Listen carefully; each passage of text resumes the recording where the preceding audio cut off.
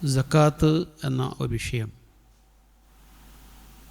എവിടെയെല്ലാം ആ ഒരു വിഷയത്തിൽ ചർച്ച നടക്കാറുണ്ടോ സ്വാഭാവികമായി ധാരാളം ചോദ്യങ്ങൾ, സംശയങ്ങൾ ഉന്നയിക്കപ്പെടാറുണ്ട്.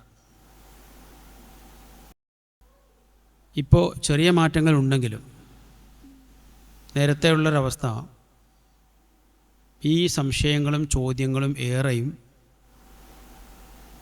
തങ്ങൾ സക്കാത്ത് കൊടുക്കാതെ രക്ഷപ്പെടാൻ എന്താണ് വഴി എന്നറിയാൻ വേണ്ടിയുള്ളതാണ് നേരത്തെയൊക്കെ വന്നിരുന്ന അധിക ചോദ്യങ്ങൾ. ഇപ്പോൾ ഞാനുകൂടി സക്കാത്ത് കൊടുക്കേണ്ട ഒരാളല്ലേ, ഞാനുകൂടി കൊടുക്കേണ്ടതാണല്ലോ എന്ന് അറിയാനും മനസ്സിലാക്കാനും വേണ്ടിയുള്ള ചോദ്യങ്ങൾ വന്നു തുടങ്ങിയിട്ടുണ്ട് എന്നത് വളരെ ശുഭോദർക്കമായിരിക്കുന്നൊരു കാര്യമാണ്. ഈ വിഷയം എവിടെ നിന്ന് തുടങ്ങണം എന്ന് ചോദിച്ചാൽ അതിൻ്റെ ഒരുപാട് തലങ്ങളുണ്ട്. നേരത്തെ ഇവിടെ ആമുഖ സംസാരത്തിൽ സുഹൃത്ത് ഫുക്കാറലി പറഞ്ഞ പോലെ നമസ്കാരത്തിൻ്റെ കൂടെയാണ് സക്കാത്തിനെ വിശുദ്ധ ഖുർആൻ പരിചയപ്പെടുത്തുന്നത്, അതുമായി ബന്ധപ്പെട്ട ആഹ്വാനം നടത്തുന്നത്. നിങ്ങൾ ശ്രദ്ധിച്ചു നോക്കിയിട്ടുണ്ടോ അറിയില്ല, നിങ്ങൾ നമസ്കാരം മുറപോലെ നിർവഹിക്കുക എന്ന് പറയുന്നതിൻ്റെ കൂടെ നോമ്പ് അനുഷ്ഠിക്കുക എന്ന് പറഞ്ഞതായി കാണുന്നില്ല. നമസ്കാരത്തെയും നോമ്പിനെയും ഒരുമിച്ച് ആഹ്വാനം ചെയ്യുന്ന ആയത്തുകൾ കാണുന്നില്ല. അതുപോലെ നമസ്കാരം നിലനിർത്തുക എന്നതിൻ്റെ കൂടെ ഹജ്ജ് നിർവഹിക്കുക എന്നും കാണുന്നില്ല. എന്തുകൊണ്ടായിരിക്കും? എൻ്റെ ഒരു നിരീക്ഷണം, നമസ്കാരം നമ്മുടെ നിത്യജീവിതത്തിൽ നിർവഹിക്കേണ്ടുന്ന എന്നുമെന്നും എപ്പോഴും കൂടെയുള്ള ഒരു ഇബാദത്താണ്. നോമ്പ്, ഫർള് നോമ്പ് വർഷത്തിലൊരിക്കൽ മാത്രമേ നമ്മുടെ കൂടെയുള്ളൂ. ഹജ്ജ് ജീവിതത്തിലൊരിക്കൽ മാത്രമേ നിർബന്ധമുള്ളൂ. സ്വാഭാവികമായി വർഷത്തിലൊരിക്കൽ നിർബന്ധമാകുന്ന നോമ്പും ജീവിതത്തിലൊരിക്കൽ മാത്രം നിർബന്ധമാകുന്ന ഹജ്ജും നമസ്കാരത്തിൻ്റെ കൂടെ ചേർത്ത് പറയാവുന്നതല്ല എന്നുള്ളത് തന്നെയാണ്. കാരണം നമസ്കാരം നിത്യജീവിതത്തിൻ്റെ ഭാഗമാണ്. എങ്കിൽ ആ നമസ്കാരത്തിൻ്റെ കൂടെ ഖുർആൻ ആവർത്തിച്ച് ആവശ്യപ്പെട്ട കാര്യം സക്കാത്ത് തന്നെയാണ്. അഖീമുസ്സലാ വ ആത്തു സക്കാ. നമസ്കാരം മുറ പോലെ നിർവഹിക്കുക, സക്കാത്ത് എത്തിച്ചു കൊടുക്കുക. സക്കാത്ത് എത്തിച്ചു കൊടുക്കുക, ഇത് രണ്ടും ഒരുമിച്ചാണ് പറയുന്നത്. അപ്പോൾ അതിൽ നിന്ന് എന്ത് മനസ്സിലാവും? നമസ്കാരം പോലെ തന്നെ സക്കാത്തും നിത്യജീവിതത്തിൻ്റെ ഭാഗമാണ്. വർഷത്തിലൊരിക്കൽ അല്ലെങ്കിൽ ജീവിതത്തിലൊരിക്കൽ അങ്ങനെയൊക്കെ നിർവഹിക്കേണ്ടുന്ന ഒരു വിഷയമേ അല്ല സക്കാത്ത് എന്നുള്ളത് 100% ബോധ്യവും. അത് നിത്യജീവിതത്തിൻ്റെ ഭാഗമാണ്, നിത്യവും ഉണ്ടാവണം. അപ്പോൾ ഇവിടെ സൂചിപ്പിച്ചു ഒരു വാചകത്തിലെങ്കിലും, നമസ്കരിക്കാൻ പള്ളി ഉണ്ടാക്കുന്ന പോലെ വ്യവസ്ഥാപിതമായി സക്കാത്ത് സംവിധാനം നടപ്പിലാക്കുന്ന കേന്ദ്രങ്ങളും വേണമല്ലോ. അത് പള്ളി തന്നെ ആയാലും കുഴപ്പമൊന്നുമില്ല, പക്ഷേ ആ ഒരു ഏരിയ ആ തലത്തിൽ വർക്ക് ചെയ്യണമല്ലോ. പൊതുവിൽ നമ്മുടെ നാടുകളിൽ സക്കാത്തിൻ്റെ വിഷയത്തിൽ കുറച്ചൊക്കെ താല്പര്യമുള്ള, അതിന് പ്രാധാന്യം കൽപ്പിക്കുന്ന ആളുകൾ വരെ സക്കാത്തിൻ്റെ ഒരു പ്രത്യേക മാസം കണ്ടെത്തുകയും ആ മാസത്തിൽ മാത്രം അതിൻ്റെ കലശനും അതുമായി ബന്ധപ്പെട്ട മറ്റ് കാര്യങ്ങളൊക്കെ നിർവഹിക്കുകയും അത് കഴിഞ്ഞാൽ ഇനി അടുത്ത വർഷം നോക്കാം എന്ന അവസ്ഥയിലേക്ക് എത്തുകയും ചെയ്യുന്നു എന്നുള്ളതാണ് ഒരു വശം. റമദാനിൽ പ്രത്യേകമായി നിർവഹിക്കാൻ നിർദ്ദേശിക്കപ്പെട്ട ഒരേ ഒരു കാര്യം മാത്രമേ ഉള്ളൂ. അതെന്താണ്? അത് നോമ്പാണ്. റമദാനിൽ പ്രത്യേകമായി നിർവഹിക്കാൻ നിർദ്ദേശിക്കപ്പെട്ട കാര്യം നോമ്പ് മാത്രമേ ഉള്ളൂ. മറ്റുള്ള കർമ്മങ്ങൾക്ക് നമ്മൾ സ്ഥിരം ചെയ്യുന്ന കർമ്മങ്ങളൊക്കെ റമദാനിൽ കൂടി നിർവഹിക്കുമ്പോൾ കുറച്ചധികം പ്രതിഫലം കിട്ടും. അത് രാത്രി നമസ്കാരമാവാം, ദാനധർമ്മങ്ങളാവാം, അതുപോലെ സുന്നത്ത് നമസ്കാരങ്ങളാവാം. അങ്ങനെയുള്ള കാര്യങ്ങളൊക്കെ സ്ഥിരം നിർവഹിക്കുന്ന ആളുകൾക്ക് റമദാനിൽ നിർവഹിക്കുമ്പോൾ കുറച്ചധികം പ്രതിഫലം കിട്ടും. എന്നല്ലാതെ റമദാനിൽ മാത്രമായി നോമ്പല്ലാത്ത ഏതെങ്കിലും ഒരു ഇബാദത്ത് പ്രത്യേകം പഠിപ്പിച്ചവർ കാണുന്നില്ല. എന്നിട്ടും എന്തേ നമ്മുടെ റമദാൻ സക്കാത്തിൻ്റെ കൂടി മാസമായിട്ട് മാറിയത്? റമദാൻ എന്തുകൊണ്ട് സക്കാത്തിൻ്റെ മാസമായി മാറി? ആ ഒരു മാസത്തിലാണ് ഇതിൻ്റെ എല്ലാ കാര്യങ്ങളും, കലക്ഷനൊക്കെ നടക്കുന്ന ഒന്നാണ്. അത് കണക്കൊക്കെ കൂട്ടി കൊടുക്കേണ്ടവർക്ക് കൊടുക്കാനുള്ള ഏർപ്പാടൊക്കെ ചെയ്യുന്ന ആ ഒരു മാസത്തിലാണ്. അത് കഴിഞ്ഞാൽ ഈ തറാവി കഴിഞ്ഞ പോലെ തന്നെയാണ്. റമദാൻ 29 അല്ലെങ്കിൽ 30 അന്ന് തറാവിഹ് കഴിഞ്ഞിട്ട് ഇനി അടുത്ത കൊല്ലം കാണട്ടോ അറിയും. ഇനി അടുത്ത കൊല്ലം കാണാം അല്ലേ? സക്കാത്തിൻ്റെ കാര്യം അങ്ങനെ തന്നെയാണ്. കൊല്ലത്തെ പരിപാടി കഴിഞ്ഞു, ഇനി അടുത്ത കൊല്ലം നോക്കാം. നമ്മൾ കേരളത്തിൽ മുസ്ലിം സമൂഹത്തിൽ സംഘടിത സക്കാത്ത് എന്ന സംവിധാനം വ്യവസ്ഥാപിതമായി ആരംഭിക്കുന്നത് 987 കുറ്റിപ്പുറത്ത് വെച്ച് നമ്മൾ നടത്തിയിരിക്കുന്നൊരു സംസ്ഥാന സമ്മേളനമുണ്ട്. മുജാഹിദ് പ്രസ്ഥാനത്തിൻ്റെ 3ാമത്തെ സംസ്ഥാന സമ്മേളനം. അതിൽ പങ്കെടുത്ത കുറച്ച് പേരെങ്കിലും ഇവിടെ ഉണ്ടാവും. കുറ്റിപ്പുറം നിളാ നദിയുടെ തീരത്ത് മനോഹരമായ അല്ലേ? അപ്പോൾ ഞാനൊക്കെ മുഴുവൻ സമയവും പങ്കെടുത്ത ആദ്യത്തെ സമ്മേളനമാണ്. ഫറോക്ക് സമ്മേളനം ജസ്റ്റ് ഇങ്ങനെ പോയി കണ്ടു പോന്നിട്ടേ ഉള്ളൂ. കുറ്റിപ്പുറം സമ്മേളനത്തിൽ വളണ്ടിയറായിട്ട് വർക്ക് ചെയ്യാൻ പറ്റി, ഫുൾ ടൈം ഉണ്ട്. ആ സമ്മേളനത്തിൽ വളരെ സുപ്രധാനങ്ങളായ പല പ്രമേയങ്ങളും ചർച്ചയ്ക്ക് വിധേയമായിട്ടുണ്ട്. അതിൽ ദീർഘമായ സമയമെടുത്ത് ചർച്ച ചെയ്തിരിക്കുന്ന ഒരു വിഷയമാണ് സക്കാത്ത്. അവിടെ നിന്നാണ് നമ്മുടെ എല്ലാ പ്രദേശങ്ങളിലും എല്ലാ മഹല്ലുകളിലും എല്ലാ പള്ളികൾ കേന്ദ്രീകരിച്ചും സംഘടിത സക്കാത്തിൻ്റെ സംവിധാനം ഉണ്ടാവണം എന്ന ഒരാഹ്വാനം ഉണ്ടാകുന്നതും ആളുകളത് ഉൾക്കൊള്ളുന്നതും. അതിന് പുറകെ ആയിരക്കണക്കിന് പ്രദേശങ്ങളിൽ സംഘടിതമായിരിക്കുന്ന സക്കാത്ത് സംവിധാനങ്ങളുണ്ടായി. ഇപ്പം എത്ര വർഷമായി ഉണ്ടാവും? 39 വർഷമായി. മനസ്സിലല്ലോ, ഒരു കൊല്ലോട് കഴിഞ്ഞാൽ 40 വർഷം കറക്റ്റാണ്. എൻ്റെ ഒരു അന്വേഷണം, ഇത്രയും വർഷത്തിനിടയിൽ ആയിരക്കണക്കിന് സക്കാത്ത് കമ്മിറ്റികൾ, സംഘടിത സംവിധാനങ്ങൾ ഉണ്ടായിട്ട് ഏതെങ്കിലും ഒരു പ്രദേശം അവിടുത്തെ സക്കാത്ത് സംവിധാനത്തിൻ്റെ സഹായം കൊണ്ട് സ്വയം പര്യാപ്തത നേടി, പട്ടിണി മുക്തമായി എന്ന് പറയാവുന്ന, അങ്ങനെ പറയാവുന്ന ഒരു പ്രദേശം പോലും കേരളത്തിൽ മൊത്തം തിരഞ്ഞിട്ട് എനിക്ക് കിട്ടിയിട്ടില്ല. നിങ്ങൾക്ക് കിട്ടിയിട്ടുണ്ടോ? ഈ എടത്തനാട്ടുക എന്നൊക്കെ പറയുന്ന വലിയൊരു പ്രദേശമല്ലേ?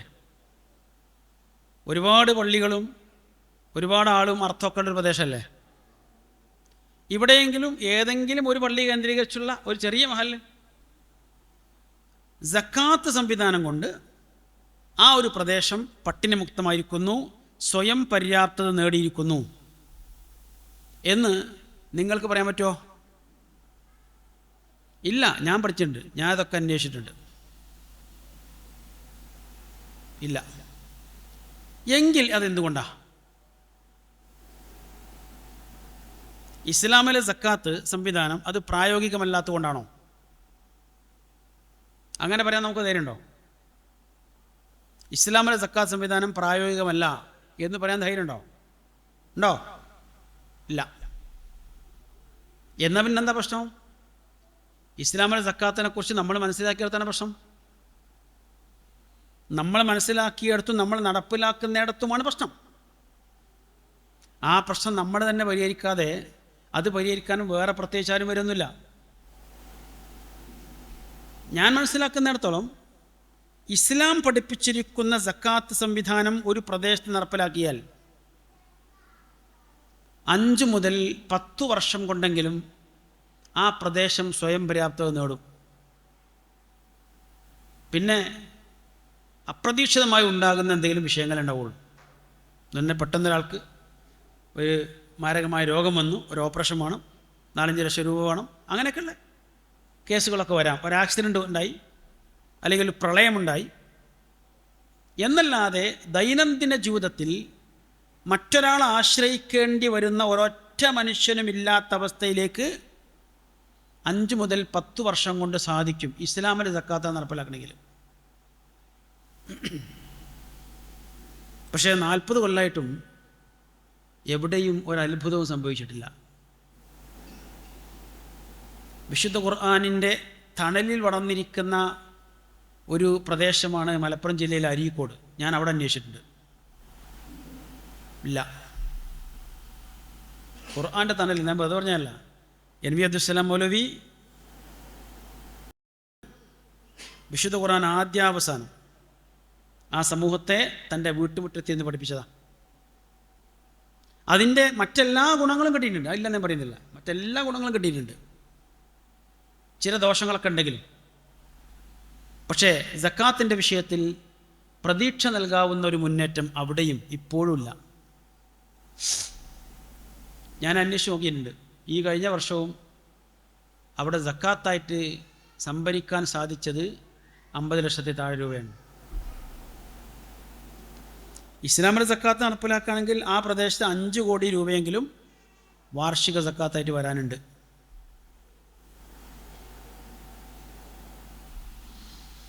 ഞാൻ സൂചിപ്പിച്ചത് എവിടെയാണ് പ്രശ്നം? ഇസ്ലാമിലെ സക്കാത്തിലാണോ പ്രശ്നം, അതല്ല നമ്മൾ നടപ്പിലാക്കുന്നിടത്താണോ പ്രശ്നം? മനസ്സിലല്ലോ, അതുതന്നെയാണ് പ്രശ്നം. നമ്മൾ നടപ്പിലാക്കുന്നിടത്ത് തന്നെയാണ് പ്രശ്നം. നമ്മൾ മനസ്സിലാക്കിയെടുത്ത പ്രശ്നമുണ്ട്. അതുകൊണ്ട് തന്നെ അത് നമ്മളെ മുന്നോട്ട് കൊണ്ടുപോകുന്നതിലും പല വിധത്തിലുള്ള പ്രശ്നങ്ങളുണ്ട്. ഒന്നാമതായി അതിൽ അടിവരയിട്ട് മനസ്സിലാക്കേണ്ട കാര്യം, നമ്മുടെ സമ്പത്തിൻ്റെ ശുദ്ധീകരണമാണെന്ത്? സക്കാത്ത്. കയ്യിൽ വരുന്ന വരുമാനത്തിൻ്റെ സമ്പത്തിൻ്റെ ശുദ്ധീകരണം. ആ ശുദ്ധീകരണത്തിന് പല സമയങ്ങളും സന്ദർഭങ്ങളും കാലങ്ങളും സാഹചര്യങ്ങളും ഒക്കെ ഉണ്ടാവും.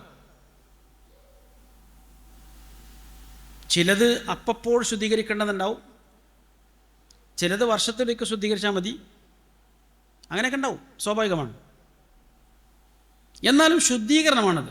സാധാരണഗതിയിൽ ശുദ്ധീകരണ പ്രക്രിയ എപ്പോഴാണ് നടക്കുക? അപ്പം നമ്മൾ വീട്ടിലേക്ക് ആഹാരത്തിനുള്ള വസ്തുക്കളൊക്കെ വാങ്ങിക്കൊണ്ടുവന്നു. അരിയുണ്ട്, പച്ചക്കറിയുണ്ട്, മാംസമുണ്ട്, മത്സ്യമുണ്ട്, ഇതൊക്കെ ഉണ്ട്. ഇതൊക്കെ കൊണ്ടുവന്നാൽ നമ്മളെന്താ ആദ്യം ചെയ്യുക? ആദ്യം അതൊക്കെ ശരിക്ക് കഴുകി വൃത്തിയാക്കും, അല്ലേ? എന്നിട്ട് വേവിക്കേണ്ടത് വേവിച്ചും വേവിക്കേണ്ടാത്തത് വേവിക്കാതെയും നമ്മൾ ഉപയോഗിക്കും. അപ്പോൾ ഒന്നാമത്തെ പ്രക്രിയ ശുദ്ധീകരണം. എന്നാൽ ഏതെങ്കിലും വീട്ടുകാർ 2 കിലോ ഇറച്ചി കൊണ്ടുവന്നിട്ടുണ്ട്, അതിന് 1.5 കിലോ അങ്ങനെ തന്നെ തിന്നു, കഴുകിയിട്ട് വൃത്തിയാക്കിയിട്ടൊന്നുമില്ല, അങ്ങനെ തന്നെ കഴിച്ചു. പിന്നെ 1/2 കിലോ ബാക്കിയുണ്ട്, അതെന്ത് ചെയ്തു? അത് നല്ലോണം ശുദ്ധീകരിച്ചെടുത്ത് വെച്ചു. അങ്ങനെ ഒരു പൊട്ടത്തരം ആരെങ്കിലും ചെയ്യാറുണ്ടോ? ഇല്ല. പക്ഷേ സാമ്പത്തിക ശുദ്ധീകരണത്തിൽ മഹാഭൂരിപക്ഷം വരുന്ന മുസ്ലിം സമൂഹവും ചെയ്തുകൊണ്ടിരിക്കുന്ന പൊട്ടത്തരതാണ്, മണ്ടത്തരം. എന്താ? സമ്പത്ത് കയ്യിൽ വന്നാൽ ആദ്യം തന്നെ ഉപയോഗിക്കും, അവനാൻ്റെ ആവശ്യങ്ങൾക്കൊക്കെ വേണ്ടി ഉപയോഗിക്കും. എല്ലാം കഴിഞ്ഞിട്ട് വല്ലതും ബാക്കിയുണ്ടെങ്കിൽ അതാണ് ശുദ്ധീകരിക്കുക. അതിൻ്റെ കണക്ക് നോക്കിയിട്ടാണ് സക്കാത്ത് കൊടുക്കുക. സക്കാത്ത് ശുദ്ധീകരിക്കാനാണ്.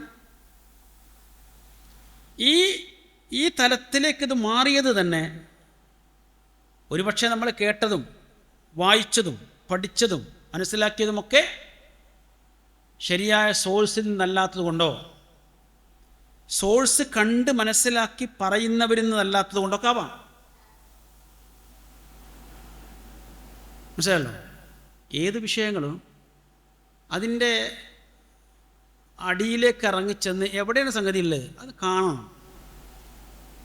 അതൊന്ന് മനസ്സിലാക്കി നോക്കണം, ഉറപ്പുവരുത്തണം. ആ ബാധ്യത മിനിമം പണ്ഡിതന്മാരും ഖത്തീബുമാരുമെങ്കിലും ഏറ്റെടുക്കണം. അത്രയെങ്കിലും വേണം. എവിടെന്നോ നമ്മൾ കേട്ട, ആരോ പറഞ്ഞപ്പോൾ ശ്രദ്ധിച്ച, നമ്മുടെ മനസ്സിൽ സ്ട്രൈക്ക് ചെയ്തിരിക്കുന്ന പല വിഷയങ്ങളുണ്ടാവും. ആ വിഷയങ്ങൾ പോലും അങ്ങനെ വന്ന് നമ്മൾ അവതരിപ്പിക്കാൻ പാടുണ്ടോ? നമ്മൾ അതൊന്ന് പരിശോധിക്കണ്ടേ? ആ പരിശോധനയുടെ കുറവ് ഈ വിഷയങ്ങളിലൊക്കെ വന്നിട്ടുണ്ട് എന്നാണ് എൻ്റെ ഒരു ബോധ്യം. പല കാര്യങ്ങളും മുമ്പുള്ളവർ പറഞ്ഞു വെച്ചത് അത് കേട്ടിട്ടാണ് പറയുന്നത്. അവർ പറഞ്ഞതുപോലും ശരിക്ക് അവർക്ക് ഏത് വിഷയമൊന്നും കണ്ടിട്ടുണ്ടാവില്ല, നോക്കിയിട്ടുണ്ടാവില്ല. അത് പല വിഷയങ്ങളുണ്ട്. അപ്പോൾ ഞാൻ സൂചിപ്പിച്ചത്, പ്രശ്നം ഇസ്ലാം പഠിപ്പിച്ച സക്കാത്തിൻ്റെ വിഷയത്തിലല്ല, നമ്മൾ മനസ്സിലാക്കി കൊടുത്താണ് പ്രശ്നം. അവിടെ തന്നെയാണ് വിഷയം. ഒന്നാമത്തെ കാര്യം, എപ്പോഴാണ് സക്കാത്ത് കൊടുക്കേണ്ടത്? സമ്പത്ത് കയ്യിൽ വന്നാൽ നമ്മുടെ ആവശ്യങ്ങളൊക്കെ കഴിഞ്ഞ് മിച്ചമുണ്ടെങ്കിൽ, ബാക്കിയുണ്ടെങ്കിൽ എന്ത് ചെയ്യണം? സക്കാത്ത് കൊടുക്കണം. അങ്ങനെ തന്നെയല്ലേ? അല്ലേ? മിച്ചമുള്ളതിനല്ലേ സക്കാത്ത് കൊടുക്കേണ്ടത്? ഒന്ന് പറഞ്ഞേ, ആണോ അല്ലേ? ആണോ അല്ലേ? എന്താ പറയാത്ത? ആണെന്നാണോ അല്ലെന്നാണോ? എന്തായാലും കുഴപ്പമില്ല നമുക്ക് പറയാം. നമ്മുടെ സമൂഹം പൊതുവിൽ മനസ്സിലാക്കി വെച്ചത് നമ്മുടെ ചിലവൊക്കെ കഴിഞ്ഞിട്ട് മിച്ചമുള്ളതിനാണ് സക്കാത്ത് കൊടുക്കേണ്ടത് എന്നാണ്. ഇതിന് ഖുർആനിൽ നിന്ന് ഒരു തെളിവ് നമ്മൾ കേട്ടിട്ടുണ്ട്. യസ്അലൂനക മാദാ യുൻഫിഖൂൻ ഖുലിൽ അഫ്വ. എന്താണ് ചിലവഴിക്കേണ്ടത് എന്നവർ ചോദിക്കുന്നു താങ്കളോട്. പറയുക, മിച്ചമുള്ളതാണ് ചിലവഴിക്കേണ്ടത്. കിട്ടി. അപ്പം എന്താ, നമ്മുടെ ആവശ്യങ്ങളൊക്കെ കഴിഞ്ഞ് അല്ലേ, വീട്ടിലെ ചിലവൊക്കെ കഴിഞ്ഞ് ഭക്ഷണം, വസ്ത്രം, പാർപ്പിടം, മരുന്ന്, വിദ്യാഭ്യാസം, അങ്ങനെ ഒരുപാട് കാര്യങ്ങളുണ്ടല്ലോ. ഇതൊക്കെ കഴിഞ്ഞിട്ട് വല്ലതും ബാക്കിയുണ്ടെങ്കിൽ അതിൽ നിന്നേ സക്കാത്ത് കൊടുക്കേണ്ടതുള്ളൂ. എന്നാൽ ഈ പറയുന്ന ആയത്ത്, ഇത് സൂറത്തുൽ ബഖറയിലെ 219 ആയത്തിൻ്റെ ഒരു കഷ്ണം, ഒരായത്ത് പൂർണ്ണമല്ല. 219 ആയത്തിൻ്റെ മധ്യത്തിലുള്ളൊരു കഷ്ണം. അതിൻ്റെ മുമ്പുണ്ട്, ശേഷമുണ്ട്. എന്നാൽ ആ ആയത്തെങ്കിലും പൂർണ്ണമായി ഒന്ന് അറിയാൻ വേണ്ടി പഠിച്ചു നോക്കിയ, ശ്രദ്ധിച്ചു നോക്കിയിരിക്കുന്ന എത്ര പേരുണ്ട്? യസ്അലൂനക മാദാ യുൻഫിഖൂൻ ഖുലിൽ അഫ്വ. യഥാർത്ഥത്തിൽ അവിടെ തുടങ്ങുന്നത് തന്നെ യസ്അലൂനക എന്നല്ല, അതിന് മുമ്പൊരു വാണ്ട് യസ്അലൂനക. അതിന് എന്ത് മനസ്സിലായി? അതിന് മുമ്പത്തൊക്കെ ഉണ്ടെന്നുള്ളതാണ്. അതിൽ പല വിഷയങ്ങളും പറയുന്നുണ്ട്. ഒരുപാട് യസ്അലൂനക ഉണ്ട് അതിൽ.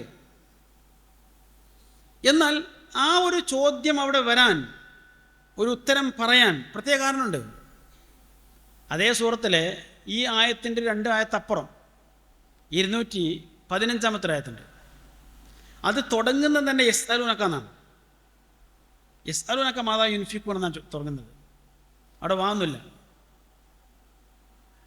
യസ്അലൂനക മാദാ യുൻഫിഖൂൻ, എന്താണ് ചെലവഴിക്കേണ്ടത് എന്ന് താങ്കളോട് അവർ ചോദിക്കുന്നു. അവിടെ കൊടുത്ത ഉത്തരം ഖുൽ അൽ അഫ്വ എന്നല്ല. പിന്നെ ഖുൽ മാ അൻഫഖ്തും മിൻ ഖൈരിൻ ഫലിൽ വാലിദൈനി വൽ അഖ്റബീന വൽ യതാമ അങ്ങ് തുടങ്ങിയിട്ട് കുറച്ച് ആൾക്കാർ പറഞ്ഞിട്ടുണ്ട്. അവിടെ നല്ലത് എന്ത് ചെലവഴിക്കുന്നത് നല്ലതായിരിക്കണം, നല്ലത് ചെലവഴിക്കാവും. അങ്ങനെ നല്ലത് എന്ത് ചെലവഴിക്കുകയാണെങ്കിലും അതിൻ്റെ ആദ്യത്തെ അവകാശികൾ നിങ്ങളുടെ മാതാപിതാക്കളാണ്. പിന്നെയോ അടുത്ത ബന്ധുക്കളാണ്, പിന്നെ അനാഥരാണ്, പിന്നെ 2-3 ടീം കൂടി പറഞ്ഞിട്ടുണ്ട്. എന്നാ മനസ്സിലാക്കുക, സക്കാത്തിൻ്റെ അവകാശികൾ എന്ന് ഖുർആൻ എണ്ണിയത് എത്ര ടീമിനെ? എത്ര പേരാ? എത്ര വിഭാഗ സക്കാത്തിൻ്റെ അവകാശികൾ? അതൊന്ന് പറയാം, കുടുങ്ങൊന്നുമില്ല. ഉണ്ട് 8 അല്ലേ? എന്ന് ഞാൻ പറയുന്നു, ഖുർആനിൽ 8 അവകാശികളാണ് എന്നല്ല പറഞ്ഞത്. സക്കാത്തിൻ്റെ അവകാശികൾ 8 എന്നല്ല പറഞ്ഞത്. പിന്നെന്താ? സക്കാത്തിൻ്റെ അവകാശികൾ 8 വിഭാഗം മാത്രമാണെന്നാണ് പറഞ്ഞത്. വ്യത്യാസമുണ്ട്. 8 വിഭാഗമാണെന്നല്ല, 8 വിഭാഗം മാത്രമാണ്. ആ ആയത്ത് തുടങ്ങുമ്പോൾ അതിൻ്റെ തുടക്കം തന്നെ ഇന്നമസ്വദഖാത്തു ലിൽ ഫുഖറാഇ വൽ മസാകീൻ വലാമിലീന അലൈഹ എന്നൊക്കെ പറഞ്ഞ പോകുന്നത്. തീർച്ചയായും സക്കാത്തിന് അർഹത, അസ്വദഖാത്താണ് ഉദ്ദേശം. സക്കാത്തിന് അർഹത ആർക്കാണ്? താഴെ പറയുന്ന 8 വിഭാഗത്തിന് മാത്രമാണ്. ആ 8 വിഭാഗത്തിൽ എവിടെയും എങ്ങനെ തിരഞ്ഞു നോക്കിയിട്ടും നമ്മുടെ മാതാപിതാക്കളില്ല, നമ്മുടെ അടുത്ത ബന്ധുക്കളില്ല, അനാഥരുമില്ല. മനസ്സിലല്ലോ? ഈ 8 വിഭാഗത്തിൽ മാത്രമേ പാടുള്ളൂ എന്ന് പറഞ്ഞു. ആ 8 വിഭാഗത്തിൽ എൻ്റെ മാതാപിതാക്കളില്ല, എൻ്റെ അടുത്ത ബന്ധുക്കളില്ല, എനിക്ക് പരിചയമുള്ള അനാഥരുമില്ല. എന്നാൽ 215-ാമത്തെ ചോദ്യത്തിൻ്റെ ആ ആയത്തിലെ ചോദ്യത്തിന് എന്താ ഉത്തരം പറഞ്ഞത്?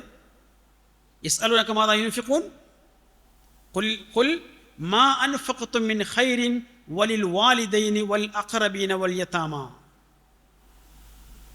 നിങ്ങൾ ചെലവഴിക്കുന്നത് നല്ലതെന്ത് ചെലവഴിക്കുമ്പോഴും അതിൻ്റെ അവകാശികളായി പ്രയോറിറ്റി കൊടുക്കുകയാണെങ്കിൽ ആദ്യം മാതാപിതാക്കൾ, രണ്ടാമത്തത് അടുത്ത ബന്ധുക്കൾ, മൂന്നാമത്തത് അനാഥർ. അപ്പോൾ ആ കൊടുക്കുന്ന മുതലെന്താ? സക്കാത്താണോ? ആ ചെലവഴിക്കാൻ പറഞ്ഞ സക്കാത്താണോ? ആ ചോദ്യം സക്കാത്തിനെ കുറിച്ചാണോ? ആണോ? അല്ലേ അല്ല. ആ ചോദ്യം എന്തിനെക്കുറിച്ചാ? സക്കാത്തിനപ്പുറത്തുള്ള നമ്മുടെ ഉത്തരവാദിത്വ നിർവഹണത്തെക്കുറിച്ചാണ്. കയ്യിലുള്ള സമ്പത്ത് മുഴുവനും നമുക്ക് ഉപയോഗിക്കാനുള്ളതൊന്നുമല്ല. അത് വിനിയോഗിക്കേണ്ടതായിരിക്കുന്ന ഒരുപാട് മേഖലകളുണ്ട്. ആ വിനിയോഗിക്കേണ്ട മേഖലകളിൽ എങ്ങനെ വിനിയോഗിക്കണം, എന്ത് വിനിയോഗിക്കണം, എത്ര വിനിയോഗിക്കണം, ഈ ചോദ്യങ്ങളൊക്കെ സ്വാഭാവികമായി പ്രവാചകരുടെ പറഞ്ഞ ചോദ്യങ്ങളാണ്. ആ ചോദ്യങ്ങൾക്ക് ചിലതിന് പ്രവാചകൻ നേരിട്ട് മറുപടി പറഞ്ഞിട്ടുണ്ട്, ചിലതിന് അല്ലാഹ് തന്നെ നേരിട്ട് പറഞ്ഞു. അതിൽ പറഞ്ഞിരിക്കുന്നൊരു ഭാഗമാണെന്ത്? ഖുൽ മാ അൻഫഖ്തും മിൻ ഖൈരിൻ ഫലിൽ വാലിദൈനി വൽ അഖറബീന വൽ യതാമ എന്ന് പറഞ്ഞു തുടങ്ങിയത്. അപ്പോൾ സക്കാത്തിനപ്പുറത്തുള്ള നമ്മുടെ സമ്പത്ത് വിനിയോഗിക്കുമ്പോൾ ആ വിനിയോഗത്തിൽ ഏറ്റവും പ്രധാനപ്പെട്ട വിഭാഗം ഒന്ന് നമ്മുടെ മാതാപിതാക്കളാണ്. വാപ്പിയമ്മയും പട്ടിണി കിടക്കുമ്പോൾ നമ്മൾ വയറാഴ്ച വല്ല കാര്യമുണ്ടോ? അവർ പ്രയാസത്തിലാണ്, കഷ്ടപ്പാടിലാണ്, ദുരിതത്തിലാണ്. നമ്മളിങ്ങനെ ഉഷാറായിട്ട് ജീവിക്കുകയും ചെയ്യുന്നുണ്ട്. നടക്കുമോ? അതേപോലെ തന്നെ അടുത്ത ബന്ധുക്കൾ, അനാഥരും അങ്ങനെ തന്നെയാണ്. ഈ 3 വിഭാഗത്തിൻ്റെ മിനിമം ഈ 3 വിഭാഗത്തിൻ്റെ പ്രശ്നങ്ങൾ കൂടി പരിഹരിക്കാനാണ് പടച്ചറബ് നമ്മുടെ കയ്യിൽ സമ്പത്ത് തന്നത്. നമ്മുടെ കയ്യിൽ സമ്പത്ത് തന്നത്. ആ സമ്പത്തിൽ ഈ പറഞ്ഞ 2.5%, 5%, 10%, 20% ഒന്നുമല്ല ഈ പറഞ്ഞ വിഭാഗത്തിന് ചെലവഴിക്കേണ്ടത്. അത് വേറുണ്ട്. ഇനി ഇങ്ങനെയുള്ള നിർദ്ദേശങ്ങൾ ഖുർആനിൽ ധാരാളം കാണാൻ പറ്റും. ലൻ തനാലുൽ ബിർറ ഹത്താ തുൻഫിഖു മിമ്മാ തുഹിബ്ബൂൻ. നിങ്ങൾക്ക് ഇഷ്ടപ്പെട്ട സമ്പത്ത് ചെലവഴിക്കുമ്പോഴാണ്, അല്ലെങ്കിൽ ഇഷ്ടത്തോടെ നിങ്ങൾ കൊണ്ടുനടക്കുന്ന സമ്പത്ത് ചെലവഴിക്കുമ്പോഴേ പുണ്യമുള്ളൂ. വആത്തൽ മാല അലാ ഹുബ്ബിഹി ദബിൽ ഖുർബ വൽ യതാമ വൽ മസാകീൻ. സമ്പത്ത് ചെലവഴിക്കുക അതിനോടുള്ള ഇഷ്ടത്തോടു കൂടി, താല്പര്യത്തോടു കൂടി. അവിടെയും പറഞ്ഞു അടുത്ത ബന്ധുക്കൾ, അനാഥര്, അഗതികളൊക്കെ. അതേ ആയത്ത് സൂറത്ത് ബഖറയിലെ ലൈസൽ ബിർറൻ തുവല്ലു വുജൂഹക്കും എന്ന് തുടങ്ങുന്ന ആയത്തിലാണത്. ആയത്തിൽ 2 പാർട്ടാണ്. ഒന്ന് ഈമാൻ കാര്യങ്ങൾ പറയുന്നു, മറ്റൊന്ന് ഇസ്ലാം കാര്യങ്ങൾ പറയുന്നു. ഇസ്ലാം കാര്യങ്ങൾ പറഞ്ഞു തുടങ്ങുമ്പോൾ ഒന്നാമത് പറഞ്ഞാൽ എന്താ? വആത്തൽ മാല അലാ ഹുബ്ബിഹി ദബിൽ ഖുർബ വൽ യതാമ. സമ്പത്ത് ചെലവഴിക്കുക. അങ്ങനെ ഇങ്ങനെ പോയിട്ട് കുറച്ച് മുന്നോട്ട് പോയിട്ട് പിന്നെ നമസ്കാരത്തെക്കുറിച്ച് പറയുന്നുണ്ട്, പിന്നെന്തുപോലെ സക്കാത്തിനെ കുറിച്ചും പറയുന്നുണ്ട്. ഒറ്റയത്തിലാണ് സമ്പത്ത് ചെലവഴിക്കാൻ, കുടുംബങ്ങൾക്കടക്കം സമ്പത്ത് ചെലവഴിക്കാൻ ആവശ്യപ്പെടുന്നു. അതേ ആയത്തിൽ സക്കാത്ത് വേറെ പറയുന്നു. അപ്പോൾ കുടുംബങ്ങൾക്കും അടുത്ത ബന്ധുക്കൾക്കുമൊക്കെ ചെലവഴിക്കുന്നതാണ് സക്കാത്ത് എന്ന് പറയാൻ ഒരു നിർവാഹമില്ല. സക്കാത്ത് വേറെ തന്നെയാണ്. രണ്ടും ഒരുമിച്ചാണ് പറഞ്ഞു വെച്ചത്.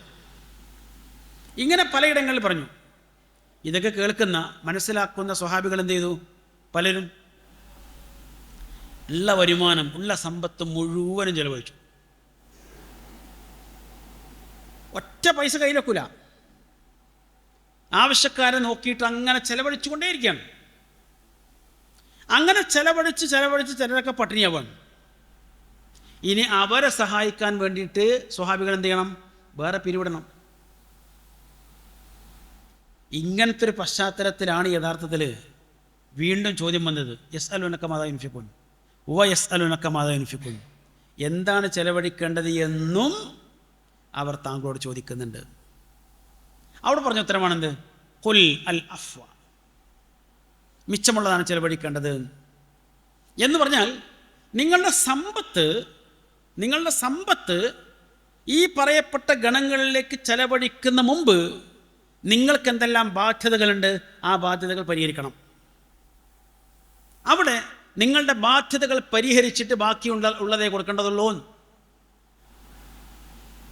എന്നാൽ അത് സക്കാത്തിനെ കുറിച്ചാണെങ്കിലോ നമുക്ക് സമ്മതിച്ചു കൊടുക്കാം. സക്കാത്തിനെ കുറിച്ചാണ്, ആയിക്കോട്ടെ, സക്കാത്ത് കൊടുക്കേണ്ടത് ചിലവ് വെച്ചിട്ടാണ്. അങ്ങനെയാണെങ്കിൽ ആ ആയത്തിൽ വന്ന ആ പദത്തെ നേർക്കുന്നതെന്ന് പരിശോധിച്ച് നോക്കാം. എന്താ കൊടുക്കേണ്ടത്? ഖുൽ അൽ അഫ്വ, മിച്ചമുള്ളത് കൊടുക്കണം എന്നാണ്. മിനൽ അഫ്വി എന്നാണോ? മിച്ചമുള്ളതിൽ നിന്ന് കൊടുക്കണം എന്നാണോ? നമ്മുടെ എല്ലാ ചെലവും കഴിഞ്ഞിട്ട് ബാക്കിയുള്ളതിൽ നിന്ന് 2.5%, 5%, 10% സക്കാത്ത് കൊടുക്കണം എന്നാണോ അതിലുള്ളത്? അല്ല, സക്കാത്താണെങ്കിൽ ഞാൻ പറഞ്ഞു. പിന്നെന്താ? മിച്ചമുള്ളത് കൊടുക്കണം. അപ്പോൾ എന്ത് ചെയ്യുക? ഒരു വർഷത്തിൽ നമുക്ക് കിട്ടുന്ന വരുമാനം മൊത്തം നോക്കിയിട്ട് അത്യാവശ്യ കാര്യങ്ങളൊക്കെ കഴിഞ്ഞ് ബാക്കി എത്ര ഉണ്ട് അത് കംപ്ലീറ്റ് ആണ് കൊടുക്കണം. അത് പറ്റുമോ? അതിന് തയ്യാറാവോ? അതില്ല. അപ്പോൾ ഇങ്ങനെ മിച്ചമുള്ളതിൽ നിന്ന് പ്രത്യേക അളവും അതൊക്കെ നോക്കിയിട്ട് സക്കാത്ത് കൊടുക്കണം എന്ന് പറയണമെങ്കിൽ ഈ ആയത്ത് മതിയാവില്ല, ഒരിക്കലും മതിയാവില്ല. മറിച്ച് ഈ പറഞ്ഞാണ് വിഷയം. ഇനി ഇത് മാത്രമല്ല, ഇവിടെ ഈ മിച്ചമുള്ളത് ചെലവഴിക്കണം എന്ന് പറയാൻ വേറെയും കാരണമുണ്ട്. അക്കാലത്ത് റസൂലിൻ്റെ കാലത്ത് യുദ്ധങ്ങളൊക്കെ വരുമ്പോൾ റസൂൽ എന്ന മെമ്പർമ കയറി നിൽക്കും. ഒന്ന് കാര്യങ്ങളൊക്കെ ഒന്ന് പറയും. ജനങ്ങൾ അവരുടെ കയ്യിലുള്ളത് കംപ്ലീറ്റ് കൊടുന്നു വെക്കും. മനസ്സിലായല്ലോ? അങ്ങനത്തെ ഘട്ടങ്ങളുണ്ട്. ചിലരൊക്കെ പ്രവാചകരെ പ്രയാസമുണ്ട്, കഷ്ടപ്പാടുണ്ട്, ബാധ്യതകൾ പലതുമുണ്ട് എന്ന് പറയുന്നുണ്ട്. അവരുടെയൊക്കെ മുമ്പിൽ പറഞ്ഞ വിഷയം കൂടിയാണിത്.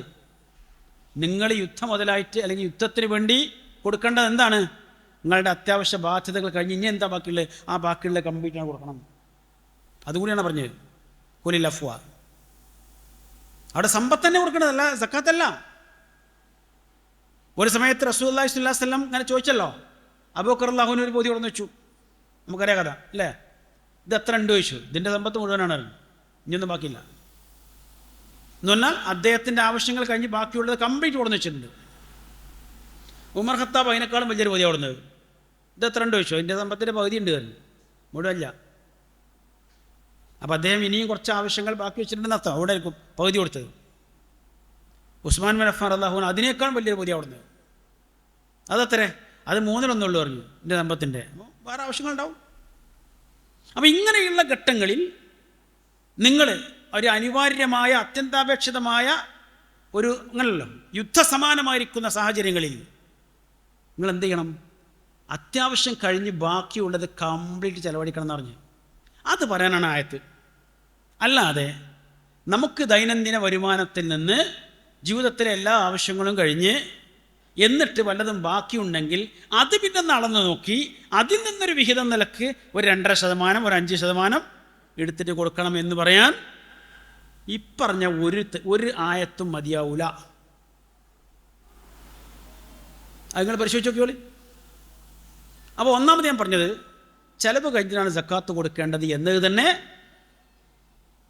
ശരിയല്ലാത്ത, വസ്തുതാപരമല്ലാത്ത, പ്രമാണബദ്ധമല്ലാത്ത ഒരു വിഷയമാണ്. നമ്മുടെ ഏറ്റവും വലിയ പ്രത്യേകത എന്താ? ഇസ്ലാമിക വിശ്വാസങ്ങളും ആദർശങ്ങളും ആചാരങ്ങളും അനുഷ്ഠാനങ്ങളും ഒക്കെ പ്രമാണബദ്ധമായി പഠിച്ചുൾക്കൊള്ളുക എന്നുള്ളതാണ്. എന്നിട്ട് സ്വീകരിക്കുക. അതാണ്. അത് നമസ്കാരത്തിൻ്റെ കാര്യത്തിൽ അങ്ങനെയാണ്. സൊല്ലു കമാ റഅയ്തുമൂനി ഉസല്ലി. റസൂൽ പറഞ്ഞല്ലോ, ഞാൻ എങ്ങനെ നമസ്കരിച്ച് കാണിച്ചു അതേപോലെ നമസ്കരിക്കണം. അങ്ങനെ തന്നെ നമ്മൾ നമസ്കരിക്കുന്നത്, മാറ്റൊന്നുമില്ല. അതേ റസൂൽ അതിൻ്റെ കൂടെ തന്നെ പഠിപ്പിച്ച സക്കാത്തോ അത് പ്രമാണങ്ങൾ നോക്കി ചെയ്യാൻ, പ്രമാണങ്ങൾ പഠിച്ച് ഉൾക്കൊള്ളാൻ, അതിനനുസരിച്ച് മുന്നോട്ട് പോകാൻ എന്തോ ഒരു വൈമനസ്യം കുറച്ചൊക്കെ ഉണ്ട്. മനസ്സിലായല്ലോ? ഉണ്ട്. ആ പ്രശ്നം കൂടിയാണ്. അതൊന്നും നമ്മൾ വല്ലാതെ പഠിക്കാൻ പോണ്ട. എന്താ പഠിച്ചാൽ കൊടുക്കും. എന്നിട്ട് ഈ ഖുർആൻ തന്നെ പറഞ്ഞു തരാം, പിശാച് നിങ്ങളെങ്ങനെ ഭീഷണിപ്പെടുത്തിക്കൊണ്ടിരിക്കും. എന്തു പറഞ്ഞാണ്ട്? ഫഖർ, ദാരിദ്ര്യം പറഞ്ഞ് ഭയപ്പെടുത്തിക്കൊണ്ടിരിക്കും. വെറുതെ അത്ര കൊടുക്കണ്ട കേട്ടോ, ഇത്ര കൊടുക്കണ്ട കേട്ടോ, ഇങ്ങനെ കൊടുക്കണ്ട കേട്ടോ, നിങ്ങൾക്ക് തന്നെ വലിയ കാര്യങ്ങളില്ലേ, വലിയ ആവശ്യങ്ങളില്ലേ, നിങ്ങളുടെ കുടുംബത്തിൽ തന്നെ വല്ലവരില്ലേ എന്നൊക്കെ ചോദിച്ചുകൊണ്ട് അങ്ങനെ അവനെ ഭീഷണിപ്പെടുത്തിക്കൊണ്ടിരിക്കും. ആ ഭീഷണി നമ്മുടെ മനസ്സിലും സ്വാധീനിച്ചിട്ടുണ്ട്. അതിൻ്റെ ഫലം ഈ കാര്യത്തിലൊന്നും വല്ലാതെ നമ്മൾ ചർച്ച ചെയ്യാനും പഠിക്കാനൊന്നും പോകേണ്ടതില്ല എന്നൊരു തോന്നലുണ്ടായിട്ടുണ്ട്. ഇപ്പോൾ ഞാൻ എപ്പോഴാണ് കൊടുക്കേണ്ടത് എപ്പോഴും പറഞ്ഞില്ല കേട്ടോ. എപ്പോഴാണ് സക്കാത്ത് കൊടുക്കേണ്ടത് എന്ന് പറയാൻ വിശുദ്ധ ഖുർആനിൽ ഒരു ആയത്തിൻ്റെ ഒരു ചെറിയ കഷ്ടം മാത്രമേ ഉപയോഗിച്ചിട്ടുള്ളൂ. അത് മാത്രമേ ഉള്ളൂ. എപ്പോഴാണ് സക്കാത്ത് കൊടുക്കേണ്ടത് പറയാൻ. അവിടെ ഖുർആൻ തിരഞ്ഞെടുത്തതൊരു പ്രത്യേക വിഭാഗത്തെയാണ്. ആ വിഭാഗത്തിൻ്റെ പ്രത്യേകത, ആ വിഭാഗം എല്ലാ കാലത്തും ഉണ്ടാവും, എല്ലാ കാലത്തും ഉണ്ടാവേണ്ടവരാണ്. ഉണ്ടെങ്കിലേ മനുഷ്യ ജീവിതം മുന്നോട്ട് പോകുള്ളൂ. അങ്ങനെയുള്ള ഒരു അടിസ്ഥാന വിഭാഗത്തെ മുമ്പിൽ വെച്ചുകൊണ്ടാണ് എപ്പോഴാണ് സക്കാത്ത് കൊടുക്കേണ്ടതെന്ന് പറഞ്ഞത്. എപ്പോഴാണ് കൊടുക്കേണ്ടത്?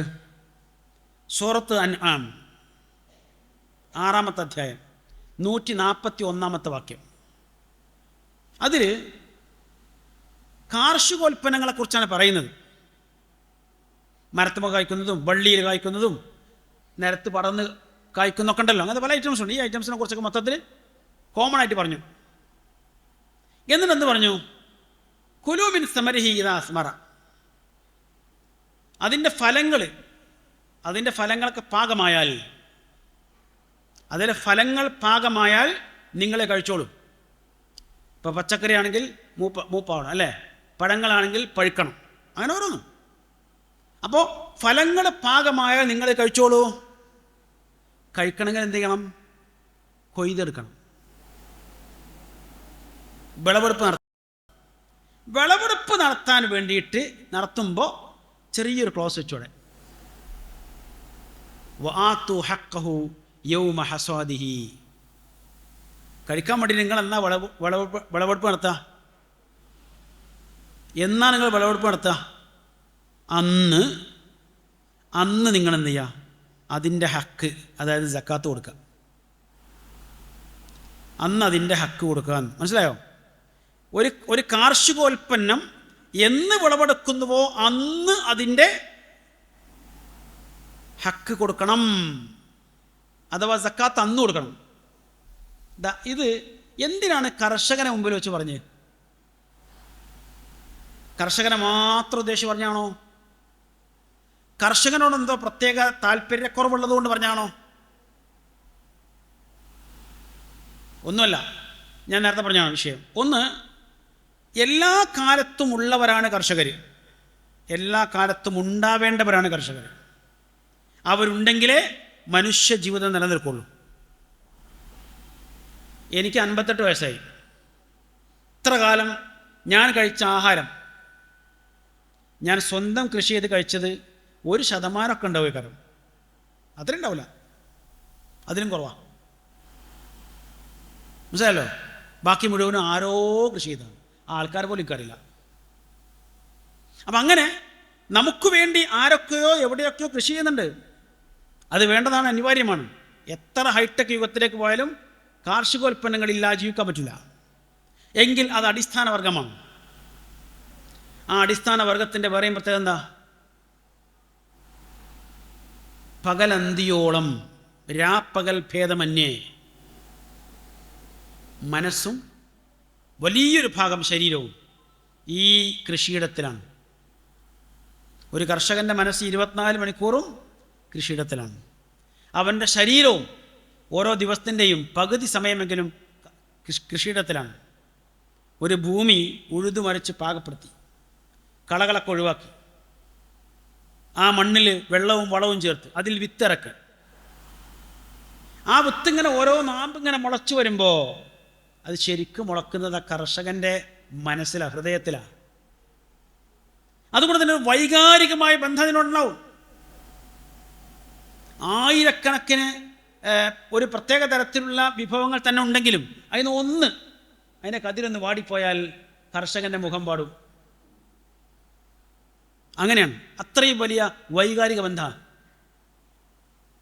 അതിന് വെള്ളം കൊടുത്ത് വളം കൊടുത്ത് അതിന് വേലി കെട്ടി മറ്റുള്ള പ്രയാസങ്ങളൊന്നും ഇല്ലാതിരിക്കാനുള്ള എല്ലാ സംഗതികളും ചെയ്ത് അങ്ങനെ അങ്ങനെ അങ്ങനെ അങ്ങനെ വളർത്തിക്കൊണ്ടുവരാം. അതിങ്ങനെ കായ്ച്ചു വരുമ്പോൾ അത് വലിയ പ്രതീക്ഷയാണ്. കായ്ച്ചു വന്നു, അത് പാകപ്പെട്ടു, കൊയ്തെടുക്കുകയാണ്. ഒരു ഉത്സവം തന്നെയല്ലേ. നമ്മുടെ നാട്ടിൽ ഇപ്പോൾ പറഞ്ഞുകൂടാ, പഴയ കാലത്തൊക്കെ ഓണാഘോഷം എന്ന് പറഞ്ഞാൽ എന്താ? വിളവെടുപ്പ് ഉത്സവമാണത്, കർഷകരുടെ ഉത്സവമാണത്. ഒരു ഭാഗത്തെ പറഞ്ഞോട്ടോ, മൊത്തമല്ല, അതിൻ്റെ ഒരു പാർട്ടതാ. അതൊരു ഉത്സവം തന്നെയാണ്. അങ്ങനെ ആ ഉത്സവത്തിന് വന്നിരിക്കുന്ന കർഷകരോട് അള്ള എന്ത് പറഞ്ഞു? ഇന്നലെ നിങ്ങൾ കൊയ്യുന്നത് ഇന്ന് കൊയ്തോളി, കൊയ്തിന് കുഴപ്പമില്ല, ഇന്ന് കൊയ്തോളി, കൊയ്തിട്ട് ഇത് അളന്നെടുത്ത് വീട്ടിലേക്ക് കൊണ്ടുപോകുന്ന മുമ്പ് തന്നെ എന്ത് ചെയ്യുക? ഇതിന്ന് സക്കാത്തിൻ്റെ വിഹിതം മാറ്റി ചളിയും. എന്നിട്ട് ബാക്കിയുള്ളത് നിങ്ങൾ കൊണ്ടുപോയി സ്വയം തിന്ന് മറ്റാർക്കെങ്കിലും കൊടുക്കുക, വിൽക്കുക, അടുത്ത കൊല്ലത്തേക്ക് വേണ്ടി എടുത്തു വെക്കുക, എന്ത് ചെയ്യാം, ഒരു കുഴപ്പമില്ല. പക്ഷെ എന്ത് ചെയ്യണം? ആദ്യത്തെ പണി എന്താണ്? അതിന് സക്കാത്തിൻ്റെ വിഹിതം എടുത്തു വെക്കണം, മാറ്റി വെക്കണം. അത് എടുത്ത് കൊടുക്കേണ്ടതാണെങ്കിൽ കൊടുക്കണം. എന്നിട്ടാവാം ചിലവഴിക്കൽ. വആതു ഹഖഹു യൗമ ഹസാദിഹി. ഇനി ഈ നിയമം കർഷകനോട് മാത്രമുള്ള ഉത്തരവാണോ? ബാക്കിയുള്ളവർക്കൊന്നും ബാധകല്ലേ? ഇപ്പോൾ ഇവിടെ നമ്മുടെ നാട്ടിൽ ഒരുപാട് തരത്തിലുള്ള ജോലികളുണ്ടല്ലോ, വരുമാന മാർഗങ്ങളുണ്ടല്ലോ. സർക്കാർ സ്ഥാപനങ്ങൾ ജോലി ചെയ്യുന്ന ആൾക്കാരുണ്ട്, പ്രൈവറ്റ് കമ്പനികൾ ജോലി ചെയ്യുന്ന ആൾക്കാരുണ്ട്, വീടുകളിലൊക്കെ പോയി ദൈനംദിന ജോലി ചെയ്യുന്ന ആൾക്കാരുണ്ട്. അങ്ങനെ പല ജോലിക്കാരുണ്ട്. അങ്ങനെ പല നിലക്കും വരുമാനം ഉണ്ടാക്കുന്നവരുണ്ട്. ഇപ്പോൾ ഒരു സർക്കാർ ഉദ്യോഗസ്ഥൻ ഒരു സ്കൂളിലോ അല്ലെങ്കിൽ കോളേജിലൊക്കെയാണ്. അയാൾ എപ്പോഴാണ് പോവുക, എപ്പോഴാണ് അറ്റൻഡ് ചെയ്യേണ്ടത്? രാവിലെ നിശ്ചയിച്ച സമയമുണ്ട്, ഒരു 9 മണിയോ 10 മണിയോ സമയമുണ്ട്. ഒരു 4 മണി 5 മണി വരെ മാക്സിമം അവിടെ ഉണ്ടായാൽ മതി. അതിനിടയിൽ എത്ര സമയം ജോലി ചെയ്യേണ്ടത്? അധ്യാപനമുള്ള ജോലിയില്ലേ? ഈ 10 മണി മുതൽ 4 മണി വരെ പഠിപ്പിച്ചുകൊണ്ടേയിരിക്കണോ? വേണ്ട. നിശ്ചയിക്കപ്പെട്ട പീരീഡുകളുണ്ട്. അതും ഗ്രേഡ് കൂടുമ്പോൾ പീരീഡിൻ്റെ എണ്ണം കുറയും, സ്കെയിലിൻ്റെ നീളം കൂടും ചെയ്യും അല്ലേ? അങ്ങനെയാണ്. അപ്പോൾ ഇയാൾ രാവിലെ എണീറ്റ് സുബഹി നമസ്കരിച്ച് പത്രമൊക്കെ എടുത്തു കൊടുന്ന് അതൊക്കെ തന്നെ വായിച്ച് കട്ടൻ ചായയൊക്കെ കുടിച്ച് അല്ലേ, ഒന്ന് ആശ്വാസത്തിൽ ആ മുറ്റത്തൊക്കെ ഒന്ന് നടന്ന് അങ്ങനെ സമയമാകുമ്പോൾ ഒന്ന് കുളിച്ചൊരുങ്ങി റെഡിയായി ഏതാണ്ട് ഒരു 9-9:30 മണിയാകുമ്പോൾ വീട്ടിൽ നിന്ന് ഇറങ്ങി. തൊട്ടടുത്ത് തന്നെയാണ് സ്ഥാപനം ജോലി ചെയ്യുന്നത്. അവിടെ പോയി ഒപ്പിട്ട് എന്നിട്ട് നിശ്ചയിക്കപ്പെട്ട സമയത്താണ് ജോലി ചെയ്ത് വൈകുന്നേരം തിരിച്ചു വന്നു. അങ്ങനത്തെ എത്ര ദിവസമാണ് ജോലി ചെയ്യേണ്ടത്? പണ്ട് 22 ദിവസമോ ഒക്കെ ഉള്ളത്, ഇപ്പോൾ 24 ഉണ്ടെന്നുണ്ട്, 26 ഒക്കെ ഉണ്ടെന്നുണ്ട്. എന്തോട്ടെ, മൊത്തത്തിൽ വർഷത്തിൽ എത്ര ദിവസം വരും? ഒരു 200 വർക്കിംഗ് ഡേയ്സ്. പിന്നെ നമ്മുടെ സമരക്കാരെല്ലാം കൂടിയിട്ട് കുറച്ചുകൂടി കുറച്ച് തരും. എന്ന് പറഞ്ഞാൽ ഒരു വർഷത്തിലെ പകുതിയോളം ദിവസത്തിലെ ഏതാനും മണിക്കൂറുകൾ മാത്രം വെയിൽ കൊള്ളാതെ മഴ കൊള്ളാതെ, ഇപ്പോൾ കുറച്ചുകൂടി ഹൈടെക് ആയല്ലോ അല്ലേ, നല്ല എയർ കണ്ടീഷൻ കൂടി ഉള്ള ഓഫീസുകളിലൊക്കെയാണ് ജോലി ചെയ്യുന്നത്. ഈ ജോലി ചെയ്യുന്ന ആളുകൾക്ക് അവരുടെ വിളവെടുപ്പ് വർഷത്തിലൊരിക്കലല്ല. കർഷകൻ്റെ വിളവെടുപ്പ് ചിലപ്പോൾ വർഷത്തിലൊരിക്കലാവും, ചില കൃഷിയിൽ 6 മാസത്തിലൊരിക്കലാവും, ചിലപ്പോൾ 2-3 മാസം ആവും. അങ്ങനെയൊക്കെയാണ് അല്ലേ? ഒരു മാസം കൊണ്ട് വിളവെടുക്കുന്ന കൃഷിയുണ്ട്, 2 മാസം 3 മാസം കൊണ്ട് വിളവെടുക്കുന്ന കൃഷിയുണ്ട്, 6 മാസമുണ്ട്, ഒരു കൊല്ലമൊക്കെ ഉണ്ട്. എന്നാൽ ഈ പറയപ്പെട്ട ഏതെങ്കിലും ഉദ്യോഗം ഭരിക്കുന്ന ആളുകളുടെ വിളവെടുപ്പെന്ന ഒരു വർഷത്തിൽ മിനിമം 12 തവണ ഓരോ മാസത്തിലും വിളവെടുപ്പാണ്. ആ വിളവെടുപ്പിൻ്റെ ഭാഗമായിട്ട് എന്ത് കിട്ടും? ശമ്പളം കിട്ടും. ശമ്പളം കിട്ടിയാൽ നമ്മളെന്ത് ചെയ്യുക? ആദ്യം പീടികയിൽ പോയിട്ട് അവിടെ എന്താ കൊടുക്കുക, അളവ് കൊടുക്കുക, പിന്നെ എന്തെങ്കിലും അത്യാവശ്യ സാധനങ്ങളൊക്കെ വാങ്ങുക. ആ ഒരു മാസത്തേക്കുള്ള കുറേ കാര്യങ്ങളൊക്കെ ഉണ്ട്. അതൊക്കെ നിർവഹിക്കാൻ അതിൽ ഫീസ് ഉണ്ടാവും, കുട്ടികളെ വസ്ത്രം വാങ്ങാണ്ടാവും, യൂണിഫോം ഉണ്ട്, അങ്ങനെ പലതും. ഇതൊക്കെ കഴിഞ്ഞിട്ട് അയാൾക്ക് വിളവെടുപ്പിൽ എത്ര കിട്ടിയിരുന്നു? ഒരു 10-60,000 റുപ്യ കിട്ടിയിട്ടുണ്ട്. മനസ്സിലായല്ലോ? ഒരു 60,000 റുപ്യ കിട്ടിയിട്ടുണ്ട്. ആ 60,000 രൂപയിൽ നിന്ന് ഈ പറയുന്ന പല കാര്യങ്ങൾക്കും ചെലവഴിച്ചിട്ട് ബാക്കി വന്ന എത്രയാ? 10,000 റുപ്യക്ക് ചിലപ്പോൾ ഉണ്ടാവും അല്ലേ? ഒരു 10,000 റുപ്യ ബാക്കിയുണ്ട്. ശരി, അവിടെ കട്ടെ. ഇനി ഇയാൾ സക്കാത്ത് കൊടുക്കുക. എന്തിനാ സക്കാത്ത് കൊടുക്കേണ്ടത്? ഈ 10,000 റുപ്യക്ക്. ഈ 10,000 രൂപയാണെങ്കിലോ സക്കാത്ത് കൊടുക്കാൻ നിശ്ചയിക്കപ്പെട്ടിരിക്കുന്ന നിസാബായിട്ടുണ്ടോ? ഇല്ല. നിസാബായിണോ? ഇല്ല. കുറച്ച് മുമ്പ് വരെ നമ്മുടെ നിസാബ് എന്ന് പറയുന്നത് ഒരു 60,000 റുപ്യ ഉണ്ടാൽ മതിയായിരുന്നു. ഇപ്പോൾ ഇന്നത്തെ കണക്കനുസരിച്ച് ഏകദേശം 1.25 ലക്ഷം റുപ്യ ഉണ്ടെങ്കിലേ നിസാബാവുള്ളൂ, ഇന്നത്തെ കണക്കനുസരിച്ച്. കാരണം വെള്ളിക്ക് 10 കിലോ 3 ലക്ഷം റുപ്യ. അപ്പോൾ 1.25 ലക്ഷം റുപ്യ ഏകദേശം വേണം. ഇരിക്കട്ടെ, ഞാൻ്റെ വിഷയമൊന്നുമല്ല. അപ്പോൾ ഇയാളുടെ ഈ 10,000 റുപ്യ എന്തായാലും നിസാബായിട്ടില്ല. അപ്പോൾ അടക്കട്ടെ. ഞാൻ അടുത്ത മാസം വീണ്ടും വിളവെടുപ്പാണ്. അപ്പോഴും കിട്ടി 50,000 റുപ്യ, അല്ലെങ്കിൽ 60,000 റുപ്യ കിട്ടി. അത് ഈ പറഞ്ഞ പോലെ കാര്യങ്ങളൊക്കെ ചിലവഴിച്ച് എന്നിട്ട് 10 റുപ്യ ബാക്കിയുണ്ട്. അങ്ങനെ ഒരു കൊല്ലം ഇതേ പണിയെടുത്തിട്ട് ആ ഒരു കൊല്ലം കഴിഞ്ഞിട്ട് ഇങ്ങനെ നോക്കുമ്പോൾ എത്ര പൈസ ബാക്കിയുണ്ട്? കറക്റ്റ് നോക്കുക. 1 ലക്ഷം, 1.25 ലക്ഷം, ചിലപ്പോൾ 1.5 ലക്ഷം റുപ്യ ബാക്കിയുണ്ടാവും. ഇന്നത്തെ കണക്കനുസരിച്ച് അയാൾക്ക് ഇപ്പോഴും നിസാബായിട്ടില്ല. അയാൾ സക്കാത്ത് കൊടുക്കണോ? കൊടുക്കണോ? ഇതാണ് വിഷയം. അപ്പോൾ അള്ളാഹുവിന് ആരോടാ ഇഷ്ടം? നല്ല പാൻറ്റും കുപ്പായൊക്കെ ഇട്ട് എക്സിക്യൂട്ടീവ് ലുക്കിൽ അങ്ങനെ ജീവിക്കുന്ന, അങ്ങനെ ജോലി ചെയ്യുന്ന, അല്ലേ, വെയിൽ കൊള്ളാതെ മഴ കൊള്ളാതെ അധ്വാനിക്കുന്ന, അങ്ങനെ വരുമാനം ഉണ്ടാക്കുന്ന ആൾക്കാരോടൊക്കെ അള്ളാഹ്ക്ക് ഭയങ്കര ഇഷ്ടമാണ്. അതുകൊണ്ട് അവരെന്ത് വേണ്ട? വിളവെടുപ്പ് സമയത്ത് സക്കാത്ത് കൊടുക്കേണ്ടതില്ല. എന്നാൽ ഈ സാധു കർഷകരൊക്കെ എന്ത് ചെയ്യണം? വെയിൽ കൊണ്ട് മഴ കൊണ്ട് വളരെയധികം കഷ്ടപ്പെട്ട് പ്രയാസപ്പെട്ട്, അതും നഷ്ടം സംഭവിക്കുമെന്ന് ഇടയ്ക്കിടയ്ക്ക് ഇങ്ങനെ ആശങ്കപ്പെട്ട് അങ്ങനെ ജീവിക്കുന്ന ആ സാധുക്കൾ വിളവെടുക്കുന്ന അന്നു തന്നെ സക്കാത്ത് കൊടുക്കണം. ഇങ്ങനൊരു അനീതി അല്ല ചെയ്യൂ. മാത്രമല്ല, ഇങ്ങനത്തെ ഒരു വശം ഉണ്ടെങ്കിൽ ഇത് നേരെ മറിച്ചല്ലേ വരിക. കർഷകരോട് എന്ത് പറയും? നിങ്ങളങ്ങനെ പെട്ടെന്ന് സക്കാത്ത് കൊടുക്കണ്ട, നിങ്ങൾ വർഷത്തിലൊക്കെ എല്ലാം കഴിഞ്ഞിട്ട് എന്തെങ്കിലും ബാക്കി ഉണ്ടെങ്കിൽ കൊടുത്താൽ മതി. ഓരോടെ പറയണ്ട്. അത്രയൊന്നും പ്രയാസപ്പെടാത്ത ആളുകളോടെങ്കിലും ആണ് എന്ത് പറയേണ്ടത്? നിങ്ങൾ വിളവെടുക്കുന്ന സമയത്ത് തന്നെ കൊടുക്കണം. പക്ഷേ ഇതെങ്ങനെ നേരെ മറിച്ചു വന്നു? ഞാൻ ഈ വിഷയം പലയിടത്തും ഉന്നയിക്കാറുണ്ട്. ഉത്തരവാദപ്പെട്ട ചില ആളുകൾ ഈ ആയത്ത് ഓതി കൊടുത്തെന്ന് പറഞ്ഞു തന്നാലും നമ്മൾ അവരെ കുറ്റപ്പെടുത്തിയ കാര്യമില്ല. ഈ ആയത്തിന് സൂറത്ത് അൻആമിലെ ആയത്താണ്. സൂറത്ത് അൻആം മക്കിയായ സൂറത്താണ്. മക്കിയായ സൂറത്തിൽ വിധിവിലക്കുകളെ കുറിച്ചൊന്നും പറഞ്ഞിട്ടില്ല. അനുഷ്ഠാന കാര്യങ്ങളൊക്കെ വിശദമായി മക്കിയായ സൂറത്ത് പറഞ്ഞില്ല, വിശദമായി പറഞ്ഞില്ല. അതുകൊണ്ട് ഇവിടെ എന്ന് പറഞ്ഞാൽ അത് സക്കാത്ത് കൊടുക്കാൻ വേണ്ടിയുള്ള നിർദ്ദേശമല്ല. പിന്നെയോ, നമ്മൾ വിളവെടുക്കുമ്പോൾ ആരെങ്കിലുമൊക്കെ വന്ന് നോക്കിക്കുണ്ടാവില്ലേ, ഓൾക്കൊക്കെ എന്തെങ്കിലുമൊക്കെ കൊടുക്കണേ പറ്റിയാണ് പറഞ്ഞത്. അപ്പോൾ അത് നമ്മൾ ശ്രദ്ധിക്കേണ്ട കാര്യമുള്ളൂ. ഒരു പ്രമാണത്തെക്കുറിച്ചാണ് ഈ വിഷയം പറയുന്നത്, നമ്മൾ ശ്രദ്ധിക്കണം. അങ്ങനെ തന്നെയാണോ എന്നല്ലേ? ശരിയാണ്, സൂറത്ത് അൻആം മക്കിയായ സൂറത്താണ്.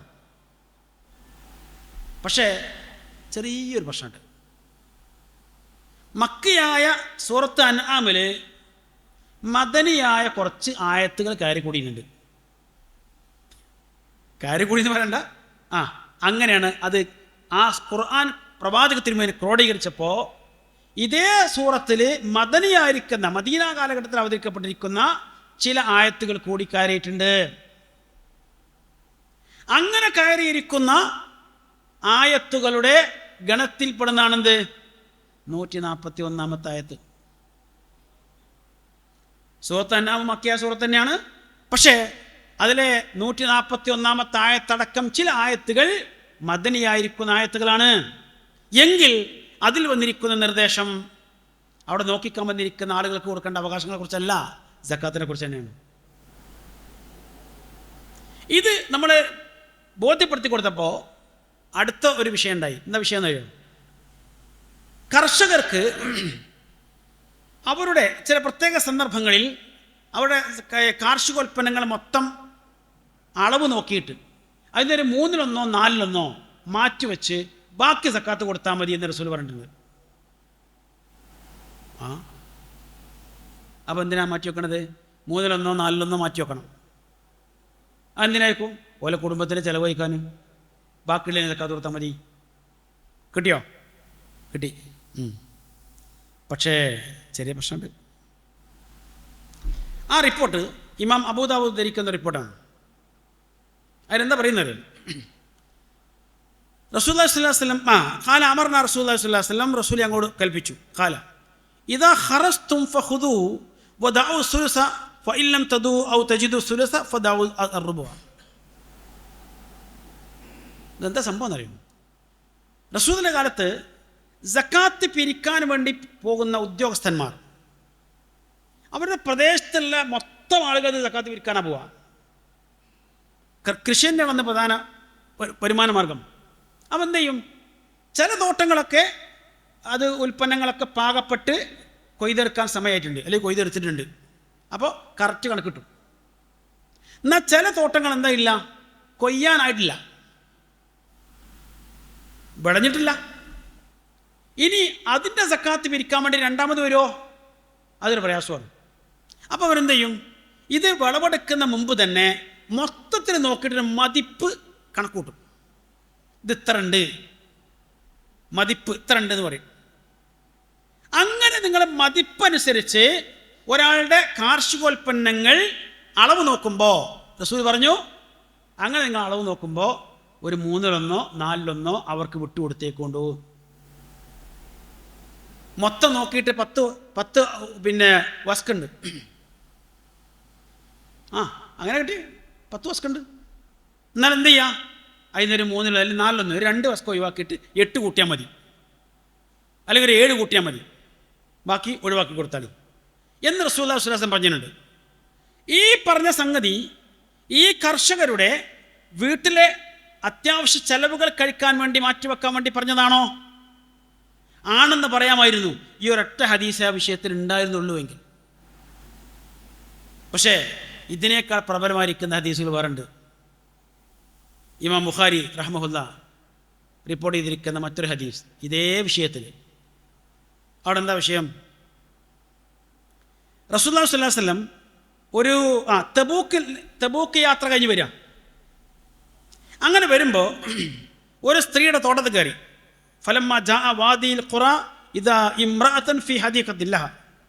ഇങ്ങനെ വരുന്ന വഴിയിൽ യാത്ര കഴിഞ്ഞ് വരുമ്പോൾ സ്ത്രീയുണ്ട്, അവളുടെ തോട്ടത്തിൽ ഇങ്ങനെ നിൽക്കുന്നു. സ്ത്രീകളുണ്ട്, കർഷകർ. അതാ പറഞ്ഞു, ഒരു കർഷക സ്ത്രീ അവളുടെ തോട്ടത്തിൽ ഇങ്ങനെ നിൽക്കുന്നുണ്ട്. അപ്പോൾ റസൂൽ പറഞ്ഞു, ഖാല നബി സല്ലല്ലാഹു അലൈഹി വസല്ലം ലി അസ്ഹാബിഹി ഇഖ്റുസു. നമ്മൾ ഈ സ്ത്രീയുടെ ഈ തോട്ടം ഒന്ന് മതിക്കുക, ഒരു മതിച്ചു വില കാണാം. എന്താ കാരണം? അത് പാകമായിട്ടില്ല. അപ്പം അങ്ങനെ റസൂൽ തന്നെ എന്നിട്ട് എന്ത് ചെയ്തു? റസൂൽ തന്നെ എന്ത് ചെയ്തു? മതിച്ചു. അപ്പോൾ ഹറസ റസൂലുള്ളാഹി സ്വല്ലല്ലാഹു അലൈഹി വസല്ലം, റസൂൽ മതിച്ചു. എത്ര കിട്ടി? 10 ഔസുക്കിൻ, 10 വസ്കുണ്ട്. മൊത്തം കൂടിയോ 10 വസ്ക്. 5 വസ്കുണ്ട് അതിനെ സക്കാത്ത് കൊടുക്കണം. ഇപ്പോൾ സക്കാത്ത് കൊടുക്കേണ്ടത് ഇരട്ടിയുണ്ട്, 10 വസ്കുണ്ട്. എന്നിട്ട് അവർക്ക് നിർദ്ദേശം കൊടുത്തു, ഫഖാല ലഹ അഹ്സി മാ യഖ്റുജു മിൻഹ. ഇനി ഇതിൽ നിന്ന് എടുക്കുന്ന ഒരു കണക്ക് വെച്ചോളിയാണ്. ഇപ്പോൾ നമ്മൾ ഇതൊരു കണക്ക് കൂട്ടി റെഡിയാക്കി, ഇത് എത്ര ഉണ്ട്, ഇതിൽ നിന്ന് എടുക്കുന്നതിൻ്റെ കണക്ക് വെച്ചോളുണ്ടോ എന്ന്. ഇതല്ലാത്ത വേറൊന്നും ആ സ്ത്രീയോട് പറഞ്ഞിട്ടില്ല. 10 വസ്കുണ്ടെന്ന് റസൂലുള്ളാഹി മതിച്ചിട്ട് പറഞ്ഞു. എന്നാൽ 10 വസ്കിൽ നിന്ന് 2 വസ്ക് മാറ്റി വെച്ചിട്ട് ബാക്കി നിങ്ങൾ സക്കാത്തിൻ്റെ കണക്ക് കൂട്ടിയാൽ മതി എന്ന് പറഞ്ഞോ? ഇല്ല. 3 വസ്ക് മാറ്റി വെച്ചിട്ട് 7 കൂട്ടിയാൽ മതി എന്ന് പറഞ്ഞോ? ഇല്ല. എങ്കിൽ ആദ്യം പറഞ്ഞ ഹദീസിലുള്ള വിഷയം എന്താ? ഇവിടെ ഈ മതിപ്പ് നടത്തിയത് പ്രവാചകരാണ്. പ്രവാചകത്തിന് വേണ്ടി മതിപ്പ് പറയുമ്പോഴും അതിന് വഹയിൻ്റെ പിൻബലമുണ്ടാവും. ആ വഹയിൻ്റെ പിൻബലത്തിലാണ് നടത്തിയതെങ്കിൽ അതിലൊരു അബദ്ധം വരില്ല, ഒരേറ്റക്കുറവുണ്ടാവില്ല. അത് ക്രിസ്റ്റൽ ക്ലിയർ ആയിരിക്കും, കറക്റ്റ് നമ്പറിൽ കിട്ടും. അഥവാ ആ സ്ത്രീയുടെ ആ കാർഷികോൽപ്പന്നങ്ങൾ ശരിക്കും 10 വസ്ക തന്നെയാണ്, അതിൽ കൂടുതലുമില്ല അതിൽ കുറവുമല്ല. എന്നാൽ സ്വഹാബികൾ ചെന്നിട്ട് ഇങ്ങനെ മതിക്കുമ്പോഴോ തെറ്റുപറ്റും. 2 കാരണത്താൽ. ഒന്നുകൾക്ക് വഹയില്ല, 2 സക്കാത്തിൻ്റെ ഉദ്യോഗസ്ഥന്മാരൊക്കെ കൃഷിയെക്കുറിച്ചൊക്കെ വലിയ പഠനം നടത്തിയ ആൾക്കാരൊന്നാവില്ല. മനസ്സിലല്ലേ? പലരെയും വിടില്ലല്ലേ? അതിൽ കൃഷി നല്ല പരിചയമുള്ളവരുണ്ടാവും, അല്ലാത്തവരുണ്ടാവും. അപ്പോൾ അവരിങ്ങനെ മതിക്കുമ്പോൾ ചിലപ്പോൾ അബദ്ധം വരും. അത് ഇതിൻ്റെ ഉടമക്ക് നഷ്ടം സംഭവിക്കാൻ സാധ്യതയുണ്ട്. ഇപ്പോൾ ഒരു സ്വഹാബി എന്നിട്ടൊരു തോട്ടം മതിച്ചു, 10 വസ്ക ഉണ്ടെന്ന് പറഞ്ഞു. പക്ഷേ യഥാർത്ഥത്തിൽ 10 ഉണ്ടായിരുന്നില്ല, 8 ഉണ്ടായിരുന്നുള്ളൂ. അങ്ങനത്തെ ഒക്കെ സാഹചര്യത്തിൽ എന്ത് ചെയ്യണം? അവർക്കൊരു നഷ്ടം വരാതിരിക്കാൻ വേണ്ടിയിട്ട് ഒരു 3-1 4 വിട്ടുകൊടുത്തേക്ക് എന്നാണ് പറഞ്ഞത്. അപ്പോൾ ഇവിടെയും എന്തില്ല? കർഷകനെ വിളവെടുപ്പ് സമയത്ത് തന്നെ സക്കാത്ത് കൊടുക്കുന്നതിൽ നിന്ന് ഒഴിവാക്കല്ല ചെയ്തത്, അതൊന്നൊരു ഉറപ്പിക്കുക ചെയ്തത്. അപ്പോൾ എങ്ങനെ പോയാലും കാർഷികോൽപ്പന്നങ്ങൾ വിളവെടുക്കുമ്പോൾ സക്കാത്ത് അന്ന് തന്നെ കൊടുക്കണം എന്ന് പറഞ്ഞതിന് വിരുദ്ധമായിട്ട് ഒന്നും കാണാൻ കഴിയില്ല. എങ്കിൽ അത് കൃഷിയിലേക്ക് ചേർത്ത് പറയാൻ കാരണം ഞാൻ പറഞ്ഞല്ലോ, മറ്റുള്ള എല്ലാ സാമ്പത്തിക മാർഗങ്ങളും മറിഞ്ഞുകൊണ്ടിരിക്കും. അങ്ങനെ മറിഞ്ഞുകൊണ്ടിരിക്കും. ഇപ്പോൾ നമ്മുടെ ചെറുപ്പകാലത്ത് ഒക്കെ ഉണ്ടായിരുന്ന അങ്ങനത്തെ ഒരു സിസ്റ്റം മാത്രമാണ് ഒപ്പുള്ളത് അല്ലേ? പുതിയ കാലത്ത് എന്തെല്ലാം ടൈപ്പ് സാമ്പത്തിക മേഖലകളാണ്. ഇപ്പോൾ ഈ മ്യൂച്വൽ ഫണ്ടും ഷെയർ മാർക്കറ്റും മാത്രമൊന്നുമല്ല, ഒരുപാട് ഐറ്റംസ് ഉണ്ട്. നമ്മുടെ പിതാക്കളൊന്നും ഒരുപക്ഷെ സ്വപ്നത്തിൽ പോലും അല്ലെങ്കിൽ വെറുതെ ഒരു ആലോചനയിൽ പോലും വന്നിട്ടില്ലാത്ത മേഖലകളിലാണ് ഇന്നത്തെ നമ്മുടെ മക്കൾ ജോലി ചെയ്യുന്നത് അല്ലേ? എങ്കിൽ അടുത്ത തലമുറ അവർ ഈ മേഖലയിൽ എവിടെ എത്തും, എവിടം വരെ പോവും അറിയില്ല. നമുക്കൊരു പിടുത്തമില്ല. ഇപ്പം എനിക്കറിയാം, നമ്മുടെ മലബാറിലെ ഒരു നഗരത്തിൽ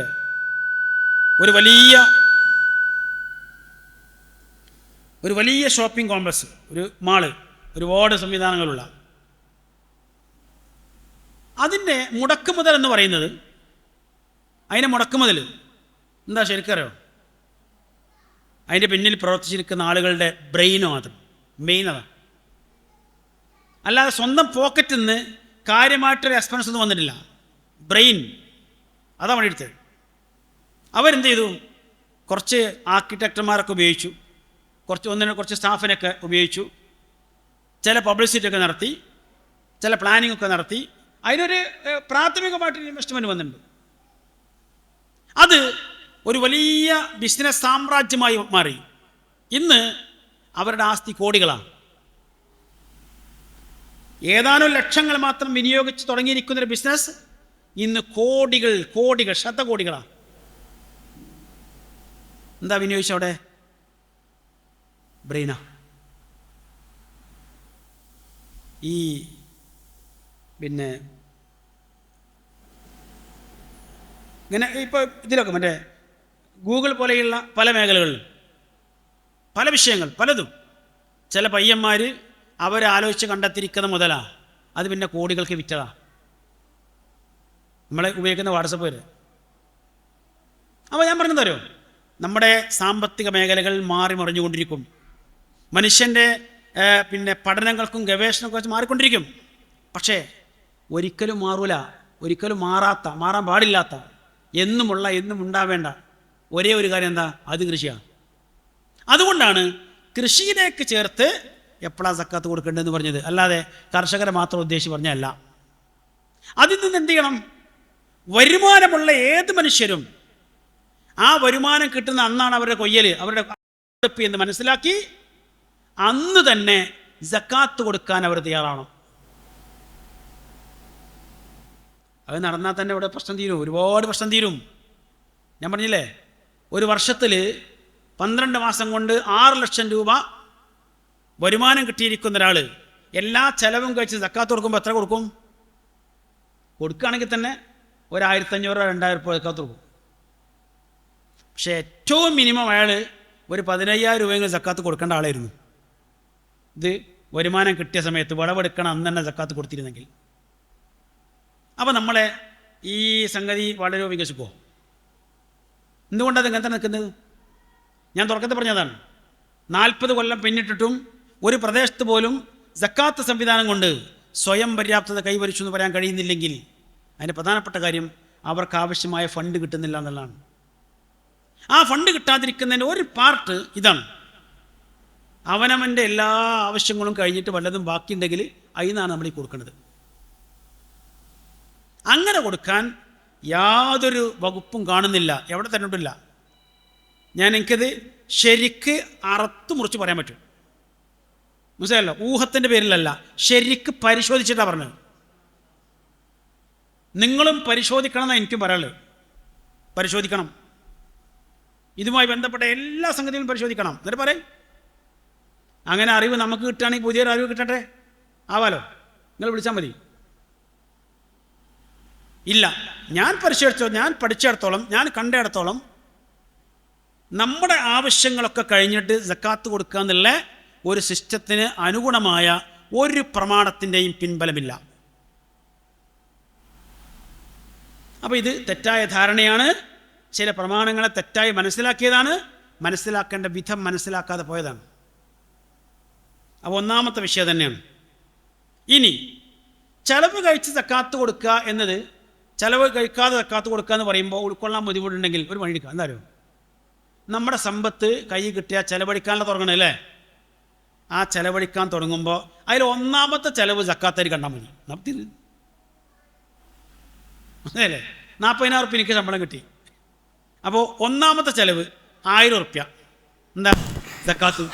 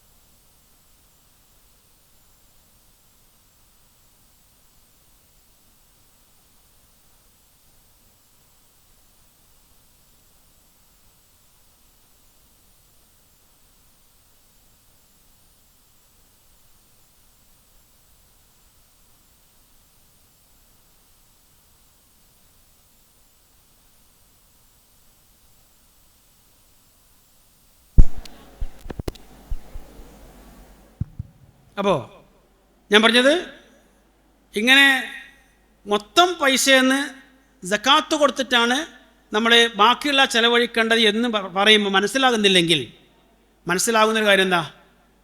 കിട്ടുന്ന പൈസയെന്ന് ആദ്യത്തെ ചിലവ് സക്കാത്താണ്. ആദ്യത്തെ ഇനം ചിലവിനത്തിൽ ഒന്നാമത്തെ സക്കാത്തായിരിക്കുക. എന്നാൽ തീർന്ന് അപ്പോൾ പ്രശ്നം ഉണ്ടാവില്ല. അത് എത്രയേ ഉള്ളൂ? ഞാൻ പറഞ്ഞല്ലോ 40,000 രൂപയാണ് ശമ്പളമെങ്കിൽ ആകെ എത്ര കൊടുക്കണ്ടേ? 1000 ഉറുപ്പ്യ. നമ്മൾ സാപ്പുറത്തരുടെ കൂടെ വെറുതെ ഒരു കട്ടൻ ചായ കുടിക്കാൻ വേണ്ടി കയറിയാൽ എത്ര പൈസ ആവും? പേരിന് കട്ടൻ ചായ കുടിക്കാനാണ് കയറിയത്, പക്ഷേ ഇറങ്ങുമ്പോൾ അത്യാവശ്യം ഒരു ബില്ലൊക്കെ ഉണ്ടല്ലേ.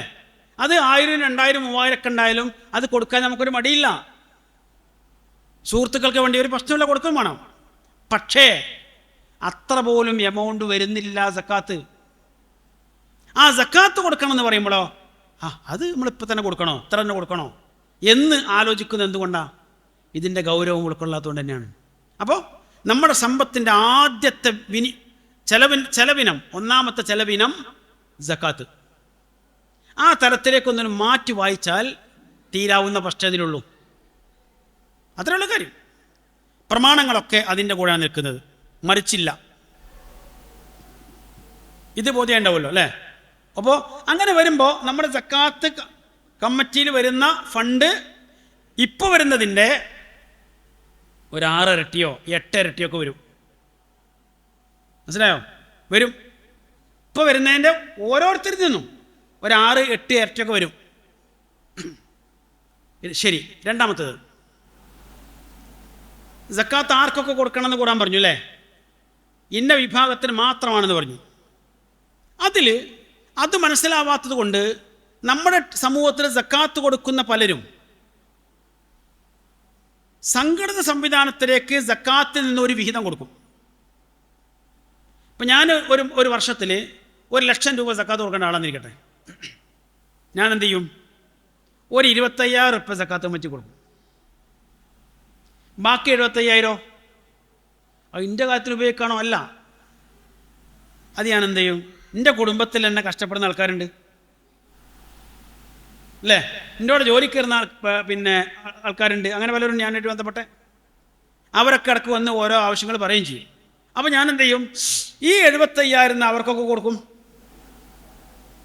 അങ്ങനെ കൊടുക്കുമ്പോൾ സക്കാത്തായോ? ഇത് സാധാരണ ഒരു ചോദ്യമാണ്. നമ്മളെ കുടുംബത്തിൽ തന്നെ അവകാശികൾ ആവശ്യമുള്ള ആൾക്കാരുണ്ടാവുമ്പോൾ പിന്നെ നമ്മളിത് പുറത്ത് കൊടുക്കേണ്ടത് ശരിയാണോ എന്നും ചോദിക്കാറുണ്ട്. അവിടെ എനിക്ക് ആദ്യം പറയാനുള്ളത്, ഒന്ന്, സക്കാത്തിൻ്റെ അവകാശികൾ ആരെന്ന് പറഞ്ഞിടത്ത് എവിടെയെങ്കിലും നമ്മളെ കുടുംബക്കാരുണ്ടോ? ഉണ്ടോ? ഇല്ല. ഞാൻ തുടക്കത്തിൽ പറഞ്ഞത് ഖുർആനിൽ 8 വിഭാഗമാണ് എന്നല്ല പറഞ്ഞത്, 8 വിഭാഗം മാത്രമാണെന്നാണ് പറഞ്ഞത്. ആ മാത്രത്തിനുള്ളിൽ നമ്മളെ വാപ്പിയമ്മയും നമ്മളെ കുടുംബക്കാരൊന്നും വന്നിട്ടില്ല. അതുകൊണ്ട് തന്നെ അവർ നേർക്ക് നേരെ നമ്മുടെ സക്കാത്തിൻ്റെ അവകാശികളല്ല. 2, നമ്മുടെ കുടുംബത്തിൽ തന്നെ പ്രയാസമുള്ള ആളുകളുണ്ടെങ്കിൽ സക്കാത്തിൻ്റെ ഒരു വിഹിതമെങ്കിലും അവർക്ക് കൊടുത്തുകൂടെ എന്ന് ചോദിക്കുന്നത് എന്തുകൊണ്ടാ? എൻ്റെ സമ്പത്തിലെ സക്കാത്തായി മാറ്റിവെക്കേണ്ട ആ എമൗണ്ട് ഉണ്ടല്ലോ, ആ എമൗണ്ടിൻ്റെ അവകാശി ആരാന്ന് മനസ്സിലായിട്ടില്ല. തിരിഞ്ഞോ? പറഞ്ഞേ ഇല്ലല്ലേ? ആ പറയാം, ഞാൻ വീണ്ടും പറയാം. 40,000 റുപ്യാണ് എൻ്റെ വരുമാനം, 1000 രൂപയാണ് ഞാൻ സക്കാത്ത് കൊടുക്കേണ്ടത്. ആ 1000 രൂപ എൻ്റെ അവകാശപ്പെട്ടതാണോ? അതാ ചോദിച്ചത്. ആണോ?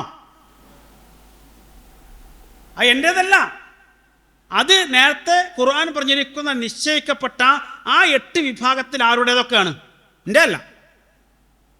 എന്നിരിക്കെ ആ 1000 രൂപ ഞാൻ എടുത്തിട്ട് എങ്ങനെ എൻ്റെ വാപ്പാക്കും മക്കും കൊടുക്കുക, എൻ്റെ കുടുംബക്കാർക്ക് കൊടുക്കുക? അപ്പോൾ സക്കാത്തിൻ്റെ വിഹിതമായുള്ള ആ എമൗണ്ട് അതിൻ്റെ അവകാശികൾ സക്കാത്ത് കൊടുക്കുന്നവനല്ല. അതുകൊണ്ട് നമ്മൾ സക്കാത്തിനെ കുറിച്ച് ഇത് ഔദാര്യമല്ല, അത് ലഭിക്കേണ്ടവൻ്റെ അവകാശമാണെന്ന് പറഞ്ഞുകൊണ്ടാ. അവൻ്റെ അവകാശമാണത്, നമ്മളെ അവകാശമല്ല. നമുക്കതിലൊരു അവകാശമില്ല. എന്നിരിക്കെ അത് കുടുംബത്തിന് കൊടുക്കാൻ പറ്റുമോ? പറ്റില്ല. എന്നാൽ അപ്പോൾ പിന്നെ കുടുംബം പട്ടിണി നടക്കാൻ വേണ്ടി പാടില്ല. കുടുംബം ഒരിക്കലും പട്ടിണി നടക്കാൻ പാടില്ല. നമ്മൾ അത്യാവശ്യം നല്ല കോലത്തിൽ ജീവിക്കണ്ടേ, നമ്മുടെ കുടുംബം നല്ല കോലത്തിൽ ജീവിക്കണം. അതിനാണ് എന്ത് ചെയ്തത്? 39,000 റുപ്യ എൻ്റെ കയ്യിൽ തന്നെ വെച്ച്. ആകെ 1000 റുപ്യ സക്കാത്ത് കൊണ്ടുള്ളൂ, 39,000 എൻ്റെ കയ്യിൽ തന്നെ വെച്ചോ. എന്തിനാ? അത് കംപ്ലീറ്റ് എനിക്ക് തിന്നാനാ, എനിക്ക് കൊടുക്കാനാ, എനിക്ക് പുതക്കാനാ?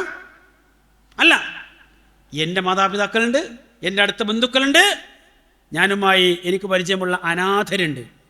അവരുടെയൊക്കെ ജീവൽ പ്രശ്നങ്ങൾ പരിഹരിക്കാൻ ഈ 1000 റുപ്യ പോരാ, അഥവാ 2.5% പോരാ. 97% നിന്ന്, അല്ലെങ്കിൽ 95% നിന്ന്, 90% നിന്ന് എൻ്റെ കുറേ കാര്യങ്ങളൊക്കെ ഉണ്ട്. അതൊക്കെ ഉണ്ടെങ്കിൽ പോലും അതിൽ നിന്ന് കാര്യമായ ഒരു ഭാഗം എൻ്റെ മാതാപിതാക്കൾക്കും എൻ്റെ അടുത്ത ബന്ധുക്കൾക്കും വേണ്ടി കൊടുക്കാൻ എനിക്ക് പറ്റണം. അനന്തരാവകാശ നിയമങ്ങൾ പറയുന്നിടത്തേ അതിൻ്റെ ആദ്യത്തെ ലിൽരിജാലി നസീബു മിമ്മാ തറക്കൽ വാലിദാനി വൽ അഖറബൂൻ വലിന്നിസാഇ നസീബു മിമ്മാ തറക്കൽ വാലിദാനി വൽ അഖറബൂൻ. ആണിനും പെണ്ണിനും അവരുടെ മാതാപിതാക്കളോ അടുത്ത ബന്ധുക്കളോ മരണപ്പെട്ടു പോയാൽ അവർ വിട്ടേച്ചു പോകുന്ന സ്വത്തിൽ ഒരു ഓഹരിയുണ്ട്.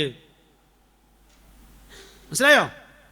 നമ്മുടെ ബന്ധുക്കൾ, മാതാപിതാക്കളും അടുത്ത ബന്ധുക്കളും മരണപ്പെട്ടു പോയാൽ അതിൽ നമുക്കൊരു ഓഹരി അവകാശമായി ഉണ്ടാവണമെങ്കിൽ ആ മാതാപിതാക്കൾക്ക് നമ്മുടെ സ്വത്തിൽ അവർ ജീവിച്ചിരിക്കുന്ന കാലത്ത്, നമ്മളും അവരും ജീവിച്ചിരിക്കുന്ന കാലത്ത് അവകാശമുണ്ടായിരുന്നു എന്നുള്ള ബോധം വേണം. ആ മാതാപിതാക്കൾക്കും ആ അടുത്ത ബന്ധുക്കൾക്കും നമ്മുടെ സ്വത്തിൽ അവകാശമുണ്ടായിരുന്നു, അത് കൊടുക്കേണ്ടവളാണ് നമ്മൾ. എന്നാൽ ഇങ്ങോട്ട് വാങ്ങാൻ മാത്രമല്ല ബന്ധം, അങ്ങോട്ട് കൊടുക്കാനും കൂടിയാണ്. അവർ മരിച്ചു പോകുമ്പോൾ അനന്തര സ്വത്തായി ഇങ്ങോട്ട് എടുക്കാൻ വേണ്ടി മാത്രമാവരുത് ബന്ധം. അവർ ജീവിച്ചിരിക്കുമ്പോൾ അവരുടെ ആവശ്യങ്ങൾ വേണ്ടി അങ്ങോട്ട് കൊടുക്കുന്ന കൂടിയായിരിക്കണം. അപ്പോഴാണെന്ത് ഈ ബന്ധം സുദൃഢമാവുക. അങ്ങനെ തന്നെ വേണ്ട. അതിനൊക്കെ ഈ സാധുക്കൾ 5 ടീം പറഞ്ഞല്ലോ, അവരെ പിച്ചച്ചട്ടിയിൽ കൈയിട്ട് വരണ്ടാന്ന്. അതുകൊണ്ട് എൻ്റെ കുടുംബക്കാർക്ക് കൊടുത്താൽ പോരെ, പറ്റില്ല. 1,00,000 രൂപ ഞാൻ ഈ വർഷം സക്കാത്ത് കൊടുക്കേണ്ടതാണെങ്കിൽ ആ 1,00,000 പൂർണ്ണമായും അതിൻ്റെ പൊതു ഖജനാവിൽ തന്നെ എത്തണം. വേറെ ഒരു വഴിക്കും പോകാൻ പറ്റില്ല. ആ പൊതു ഖജനാവിലേക്ക് എത്താൻ എന്താ വഴി? നമുക്കെല്ലാവർക്കും അറിയാലോ. മഹാനായിരിക്കുന്ന അബൂബക്കർ റളിയല്ലാഹു അൻഹു, അദ്ദേഹത്തിൻ്റെ ഒരുപാട് കാര്യങ്ങൾ പറയാനുണ്ട്. ഞാൻ അവസാനിപ്പിക്കുകയാണ്. കാരണം അത് അങ്ങനെ പെട്ടെന്ന് തീരുമൊന്നുമില്ല. നിങ്ങൾക്ക് കുറച്ച് അവസരം വേണ്ടേ സംശയങ്ങളൊക്കെ ഉന്നയിക്കാൻ. അപ്പോൾ അബൂബക്കർ റളിയല്ലാഹു അൻഹു നാട് ഭരിക്കുന്ന കാലത്ത് പ്രവാചക തിരുമേനി നാട് ഭരിച്ചിരുന്ന കാലത്തെ പോലെ തന്നെ എല്ലാ സ്വഹാബികളും എന്ത് ചെയ്യും? അബൂബക്കർ റളിയല്ലാഹുവിൻ്റെ പിന്നിൽ വന്ന് നമസ്കരിക്കും. റസൂൽ ഭരിക്കുന്ന കാലത്ത് എല്ലാവരും റസൂലിൻ്റെ പിന്നിൽ നമസ്കരിക്കും. മസ്ജിദ് നബവിയിൽ വരും, എന്നിട്ട് നമസ്കാരത്തിൽ പങ്കെടുക്കും, ജമാഅത്തിൽ പങ്കെടുക്കും. ഇമാം അദ്ദേഹം തന്നെയാണ്, റസൂൽ തന്നെയാണ്. റസൂൽ മരണപ്പെട്ട് അബൂബക്കർ റളിയല്ലാഹു സ്ഥാനത്ത് വന്നപ്പോഴോ അപ്പോഴും എല്ലാവരും വന്നിട്ട് എന്ത് ചെയ്യും? അവിടെ വന്ന് നമസ്കാരത്തിൽ പങ്കെടുക്കും, ജമാഅത്തിൽ പങ്കെടുക്കും, അബൂബക്കർ റളിയല്ലാഹു തുറന്ന് നിസ്കരിക്കും. എന്നാൽ റസൂലിൻ്റെ കാലത്ത് സ്വഹാബികളെല്ലാം നമസ്കാരത്തിൽ മാത്രമല്ല റസൂലിനെ പിൻപറ്റുക, സക്കാത്തിലും കൂടി പിൻപറ്റും. അഥവാ തങ്ങളുടെ സക്കാത്ത് പൂർണ്ണമായും അവിടുത്തെ പൊതു ഖജനാവിലേക്ക് ബൈത്തുൽ മാലിലേക്ക് കൊണ്ടുപോയി കൊടുക്കും. അല്ലെങ്കിൽ റസൂൽ പറഞ്ഞേക്കുന്ന ഉദ്യോഗസ്ഥന്മാരുടെ കയ്യിൽ കൊടുത്തേക്കും. ആരും ഒന്നും പിടിച്ചോക്കാറില്ല. എന്നാൽ അബൂബക്കർ റളിയല്ലാഹുവിൻ്റെ കാലത്ത് എന്ത് ചെയ്തു? ചെറിയൊരു വ്യതിയാനം തന്നെ നമുക്ക് മനസ്സിലാവും അല്ലേ? ചെറിയൊരു വ്യതിയാനം. എന്താ വ്യതിയാനം? നമസ്കാരത്തിലെല്ലാവരും അബൂബക്കർ റളിയല്ലാഹുവിനെ പിന്തുടരും. സക്കാത്തിൻ്റെ കാര്യത്തിലോ കുറച്ചാൾക്കാർ പറഞ്ഞ് ഈ സക്കാത്ത് എന്നൊക്കെ പറഞ്ഞാൽ നബിക്ക് കൊടുത്തിരുന്ന ഒരു സ്വത്താണത്, അതിപ്പോൾ അബൂബക്കറിന് കൊടുക്കേണ്ട കാര്യമില്ല. അങ്ങനെ വിചാരിക്കുന്ന കുറച്ചാൾക്കാർ. ചിലരെന്ത് ചെയ്തു? നബിൻ്റെ കാലത്ത് കൊടുത്തിരുന്ന പോലെ മുഴുവനായിട്ട് കൊടുക്കേണ്ടതൊന്നുമില്ല, കുറച്ച് നമുക്ക് നമ്മുടെ ആർക്കും താല്പര്യത്തിനും കൊടുക്കാം എന്നൊക്കെ കരുതി കുറച്ചൊക്കെ പിടിച്ചൊക്കെ നോക്കി. മുഴുവനായിട്ട് കൊടുത്തില്ല. കുറച്ചാൾക്കാർ മുഴുവൻ കൊടുക്കുന്നുണ്ട്. ഈ സമയത്ത് അദ്ദേഹം മിമ്പർക്കാർ പറഞ്ഞു, വല്ലാഹി ലഉഖാതിലന്ന മൻ ഫറഖ ബൈന സ്വലാത്തി വസക്കാ. നമസ്കാരത്തെയും സക്കാത്തിനെയും രണ്ടായി വേർതിരിച്ചവരോട് അള്ളാഹുവിനെ തന്നെയാണ് സത്യം, ഞാൻ അവരോട് യുദ്ധം ചെയ്യുക തന്നെ ചെയ്യും. നമസ്കാരത്തെയും സക്കാത്തിനെയും രണ്ടായി വേർതിരിച്ചവരോട് ഞാൻ യുദ്ധം ചെയ്യും. അപ്പോൾ ഉമർ ഖത്താബ് ചോദിക്കുന്നുണ്ട്, അല്ല അങ്ങനെയൊക്കെ ചെയ്യാൻ പാടുണ്ടോ? പലരും ചോദിക്കുന്നുണ്ട്, അങ്ങനെ ചെയ്യാൻ പാടുണ്ടോ? കാരണം ഇതൊക്കെ മുസ്ലിങ്ങളല്ലേ, മുസ്ലിം കൂടെ യുദ്ധം ചെയ്യാൻ പാടുണ്ടോ? അപ്പം അദ്ദേഹം തുറന്നു പറയുന്നുണ്ട്, സക്കാത്ത് സമ്പത്തിൻ്റെ ബാധ്യതയാണ്, സ്വത്തിൻ്റെ ബാധ്യതയാണ്. അതിനാൽ വല്ലാഹി ലൗ മനഊനി ഇനാകൻ കാനു യുഅദ്ദൂനഹാ ഇലാ റസൂലില്ലാഹി സ്വല്ലല്ലാഹു അലൈഹി വസല്ലം ലഖാതൽതുഹും അലാ മൻഇഹാ. റസൂലിന്റെ കാലത്ത് ഒട്ടകത്തിന് സക്കാത്ത് കൊടുക്കുമ്പോൾ ഒരൊട്ടകത്തിനാണ് സക്കാത്ത് കൊടുക്കുന്നതെങ്കിൽ അന്ന് ഒട്ടകത്തങ്ങനെ വെറുതെ പറഞ്ഞേക്കുന്നതിന് പകരം അതിനെ പിടിക്കാനുള്ള കയറ് കൂടി കൊടുത്തിരുന്നെങ്കിൽ, കയറോട് കൂടിയാണ് കൊടുത്തിരുന്നത് റസൂലിൻ്റെ കാലത്തിരിക്കട്ടെ. ഇപ്പം എന്ത് ചെയ്തു? കയർ ഒഴിവാക്കി, ഒട്ടകത്തെ കൊടുത്തു. എങ്കിൽ ആ പിടിക്കയറ് തരാത്തതിൻ്റെ പേരിൽ അവരോട് ഞാൻ യുദ്ധം ചെയ്യും. ഇനാക്കി എന്ന പദത്തിന് പിടിക്കയറ് എന്ന് മാത്രമല്ല അർത്ഥം, കുട്ടി എന്ന അർത്ഥമുണ്ട്, ഞാൻ മറക്കുന്നില്ല. എന്താ പറഞ്ഞ്? ഒട്ടകത്തിൻ്റെ സക്കാത്തായിട്ട് ഒരു ഒട്ടകത്തെ തെളിച്ച് കണ്ട് വിട്ടാൽ പോരാൻ, അതിനെ പിടിക്കുന്നതിന് കയർ അന്ന് കൊടുത്തിരുന്നെങ്കിൽ അത് ഇന്നും കൊടുക്കണം. അതിൻ്റെ അർത്ഥം എൻ്റെ സമ്പത്തിൽ നിന്ന് സക്കാത്തായി പൊതു ഖജനാവിലേക്ക് പോകേണ്ടതിൽ 1 രൂപ പോലും എനിക്കെടുത്തു വെക്കാനോ എൻ്റെ താല്പര്യമനുസരിച്ച് പാവപ്പെട്ടവർക്ക് വിനിയോഗിക്കാനോ അവകാശമില്ല. ഇത് തിരിച്ചറിഞ്ഞാൽ 1 ലക്ഷം കൊടുക്കേണ്ട 1 ലക്ഷം തന്നെ കൊടുക്കും. അപ്പം നമ്മളെ ടീം പിന്നെയും വളരും. ഈ ടീം സക്കാത്ത് കമ്മിറ്റി വളരും, എമൗണ്ട് കൂടും. ചിലവ് കഴിക്കാതെ തന്നെ സക്കാത്ത് കൊടുക്കുമ്പോൾ വലിയ സംഖ്യ വരും. ആ കൊടുക്കേണ്ടത് തന്നെ പൂർണ്ണമായി കൊടുക്കുമ്പോഴോ കുറച്ചും കൂടി സംഖ്യ വരും. ഇനി ഒരൊറ്റ ടീമിനെ കൂടി പറഞ്ഞല്ലോ, ഞാൻ അവസാനിപ്പിക്കട്ടോ. എന്തിനൊക്കെ സക്കാത്ത് കൊടുക്കണം? അതോടൊപ്പം എത്ര ഉണ്ടായി കൊടുക്കണം? സമ്പത്തിനെ പ്രവാചകത്തിന് വേണ്ടി മൂന്നായിട്ടേ തിരിച്ചിട്ടുള്ളൂ. എന്തൊക്കെയാ സമ്പത്ത്? 3 ഇനം. ഒന്ന് കാർഷിക സമ്പത്ത്, അതുപോലെ മറ്റൊന്ന് കാലി സമ്പത്ത്, മറ്റൊന്ന് നാണയ സമ്പത്ത്. ഈ 3 സമ്പത്തേ ഉള്ളൂ കേട്ടോ. റസൂൽ അത്ര തിരിച്ചിട്ടുള്ളൂ. ആ 3 സമ്പത്തും എത്ര ഉണ്ടായ കൊടുക്കണമെന്നുണ്ട്. ഇപ്പോൾ കാർഷിക സമ്പത്താണെങ്കിൽ 5 വസ്ക്, ഇന്നത്തെ കണക്കനുസരിച്ച് ഒരു 6 കിൻഡൽ അരി അല്ലെങ്കിൽ ഒരു 10 കിൻഡൽ നെല്ല്, അതിന് സമാനമായ കാർഷികോൽപ്പന്നങ്ങൾ എന്തുണ്ടെങ്കിലും സക്കാത്ത് കൊടുക്കണം. എത്ര പൈസക്ക് ഉണ്ടാവും? 6 കിൻഡൽ അരി എന്ന് പറഞ്ഞാൽ മുന്തി അരി തന്നെ വാങ്ങുകയാണെങ്കിലും ഒരു 40,000 റുപ്യൻ്റെ താഴെ വരുള്ളൂ അല്ലേ? അത്ര ഉണ്ടാവുള്ളൂ. അപ്പോൾ അത്രയും കാർഷികോൽപ്പന്നങ്ങൾ ഉള്ള ഒരാൾ സക്കാത്ത് കൊടുക്കണം. അതിൻ്റെ താഴെയാണെങ്കിൽ കൊടുക്കണ്ട, ഇരിക്കട്ടെ. പിന്നെ കാലിസമ്പത്തിന് പൊതുവായി പറഞ്ഞ 5 ഒട്ടകം എന്നാണ്. 5 ഒട്ടകമോ അതിന് സമാനമായതോ ഉണ്ടെങ്കിൽ സക്കാത്ത് കൊടുക്കണം. പക്ഷേ കാലിസമ്പത്തിന് റസൂൽ എന്ത് ചെയ്തു? ഈ കാലി വർഗങ്ങളുടെ വളർച്ചാ തോതും അതിനെ പരിപാലിക്കുവാനുള്ള ചെലവൊക്കെ പരിഗണിച്ചുകൊണ്ടായിരിക്കും അതിന് പ്രത്യേകം 3 തിരിച്ചു. ഒട്ടകം ആണെങ്കിൽ 5 ഒട്ടകം ഉണ്ടെങ്കിൽ കൊടുത്താൽ മതി. മാട് വർഗ്ഗമാണെങ്കിലോ 40 അല്ലേ? 30 മാട് വർഗ്ഗം ഉണ്ടെങ്കിൽ അത് കൊടുത്താൽ മതി. പശു പോലത്തെ ഐറ്റംസ്. ആടാണെങ്കിലോ ആടാണ് 40, ആട് 40 മറ്റും. അപ്പോൾ ഇങ്ങനെ ഒരു കണക്ക് പറഞ്ഞു തന്നു. അപ്പോൾ ആടിന് വേറെ, പശുവർഗത്തിന് വേറെ, ഒട്ടകവർഗത്തിന് വേറെ. അത് പ്രത്യേകം തന്നെ പറഞ്ഞു തന്നിട്ടുണ്ട്. എന്താ പറയാൻ കാരണം? ഇത് 3ൻ്റെയും വളർച്ചാ നിരക്കും അതുപോലെ തന്നെ അതിൻ്റെ റിക്കറിങ് എക്സ്പെൻസും തുല്യമല്ല. ഇപ്പോൾ ഒരു 40 ആട് ഒരു കൊല്ലം കൊണ്ട് എത്രയാവും? 100-120 ആവും അല്ലേ? ഒറ്റ പ്രസവത്തിൽ 2-3 കുട്ടികളുണ്ടാവും. എന്നാൽ 30 പശുവോ? അത് ഒരു കൊല്ലം കൊണ്ട് 40 പോലും ആവില്ല. ഞായാലും അത്രയ്ക്ക് ഉണ്ടാവുള്ളൂ, അതിൻ്റെ അപ്പുറത്തേക്ക് പോവില്ല. ഒട്ടകം ഒരു കൊല്ലം കൊണ്ട് 5-6 വരെ ആവണമെന്നില്ല. അതാ വളർച്ചാ നിരക്ക്, വളർച്ചാ തോത്തതാ. ഇനി ഇതിൻ്റെ എക്സ്പെൻസോ? ആടിന് എന്ത് ചെയ്താൽ മതി? കാരോരി വിട്ടാൽ മതി. അത് വളർച്ചിട്ട് വന്നോളും, വേറെ നിറച്ച് വന്നോളും. വേറെ ഒന്നും കാര്യം വലിയൊരു പണിയൊന്നുമില്ല. തീരല്ലാന്ന് പറഞ്ഞില്ല കേട്ടോ. ഇപ്പോഴത്തെ കാലത്ത് കുറച്ചൊക്കെ ഉണ്ട്. പശുവർഗ്ഗമാണെങ്കിലോ കുറച്ചുകൂടെയൊക്കെ നമ്മൾ തിന്നാൻ കൊടുക്കണം അല്ലേ? കുറച്ച് മെനക്കെടുണ്ട്. ഒട്ടകത്തിനോ ഇതിൻ്റെയൊക്കെ എത്രയോ ഇരട്ടി ചിലവ് വരും. ഇതൊക്കെ പരിഗണിച്ചുകൊണ്ടാകും ഒട്ടകത്തിനും മാടുവർഗത്തിനും ആടുവർഗത്തിനും സെപ്പറേറ്റ് നിസാബാണ് പറഞ്ഞത്. അപ്പോൾ രണ്ടാമത്തെ വർഗത പിന്നെ കാലിസമ്പത്ത്, അതൊക്കെ. ഇനി 3ാമത്തെ വകുപ്പ് ഏതാ? അതാണ് നാണയസമ്പത്ത്. നാണയസമ്പത്തിന് നാണയം എന്ന് പറയുമ്പോൾ പല ഐറ്റംസ് ഉണ്ട്. അതിൽ വെള്ളിയുണ്ട്, സ്വർണ്ണമുണ്ട്, ഡയമണ്ട് ഉണ്ട്, അങ്ങനെ പല ഐറ്റംസ് ഉണ്ട്. ഇതൊക്കെ നാണയങ്ങളാണ്.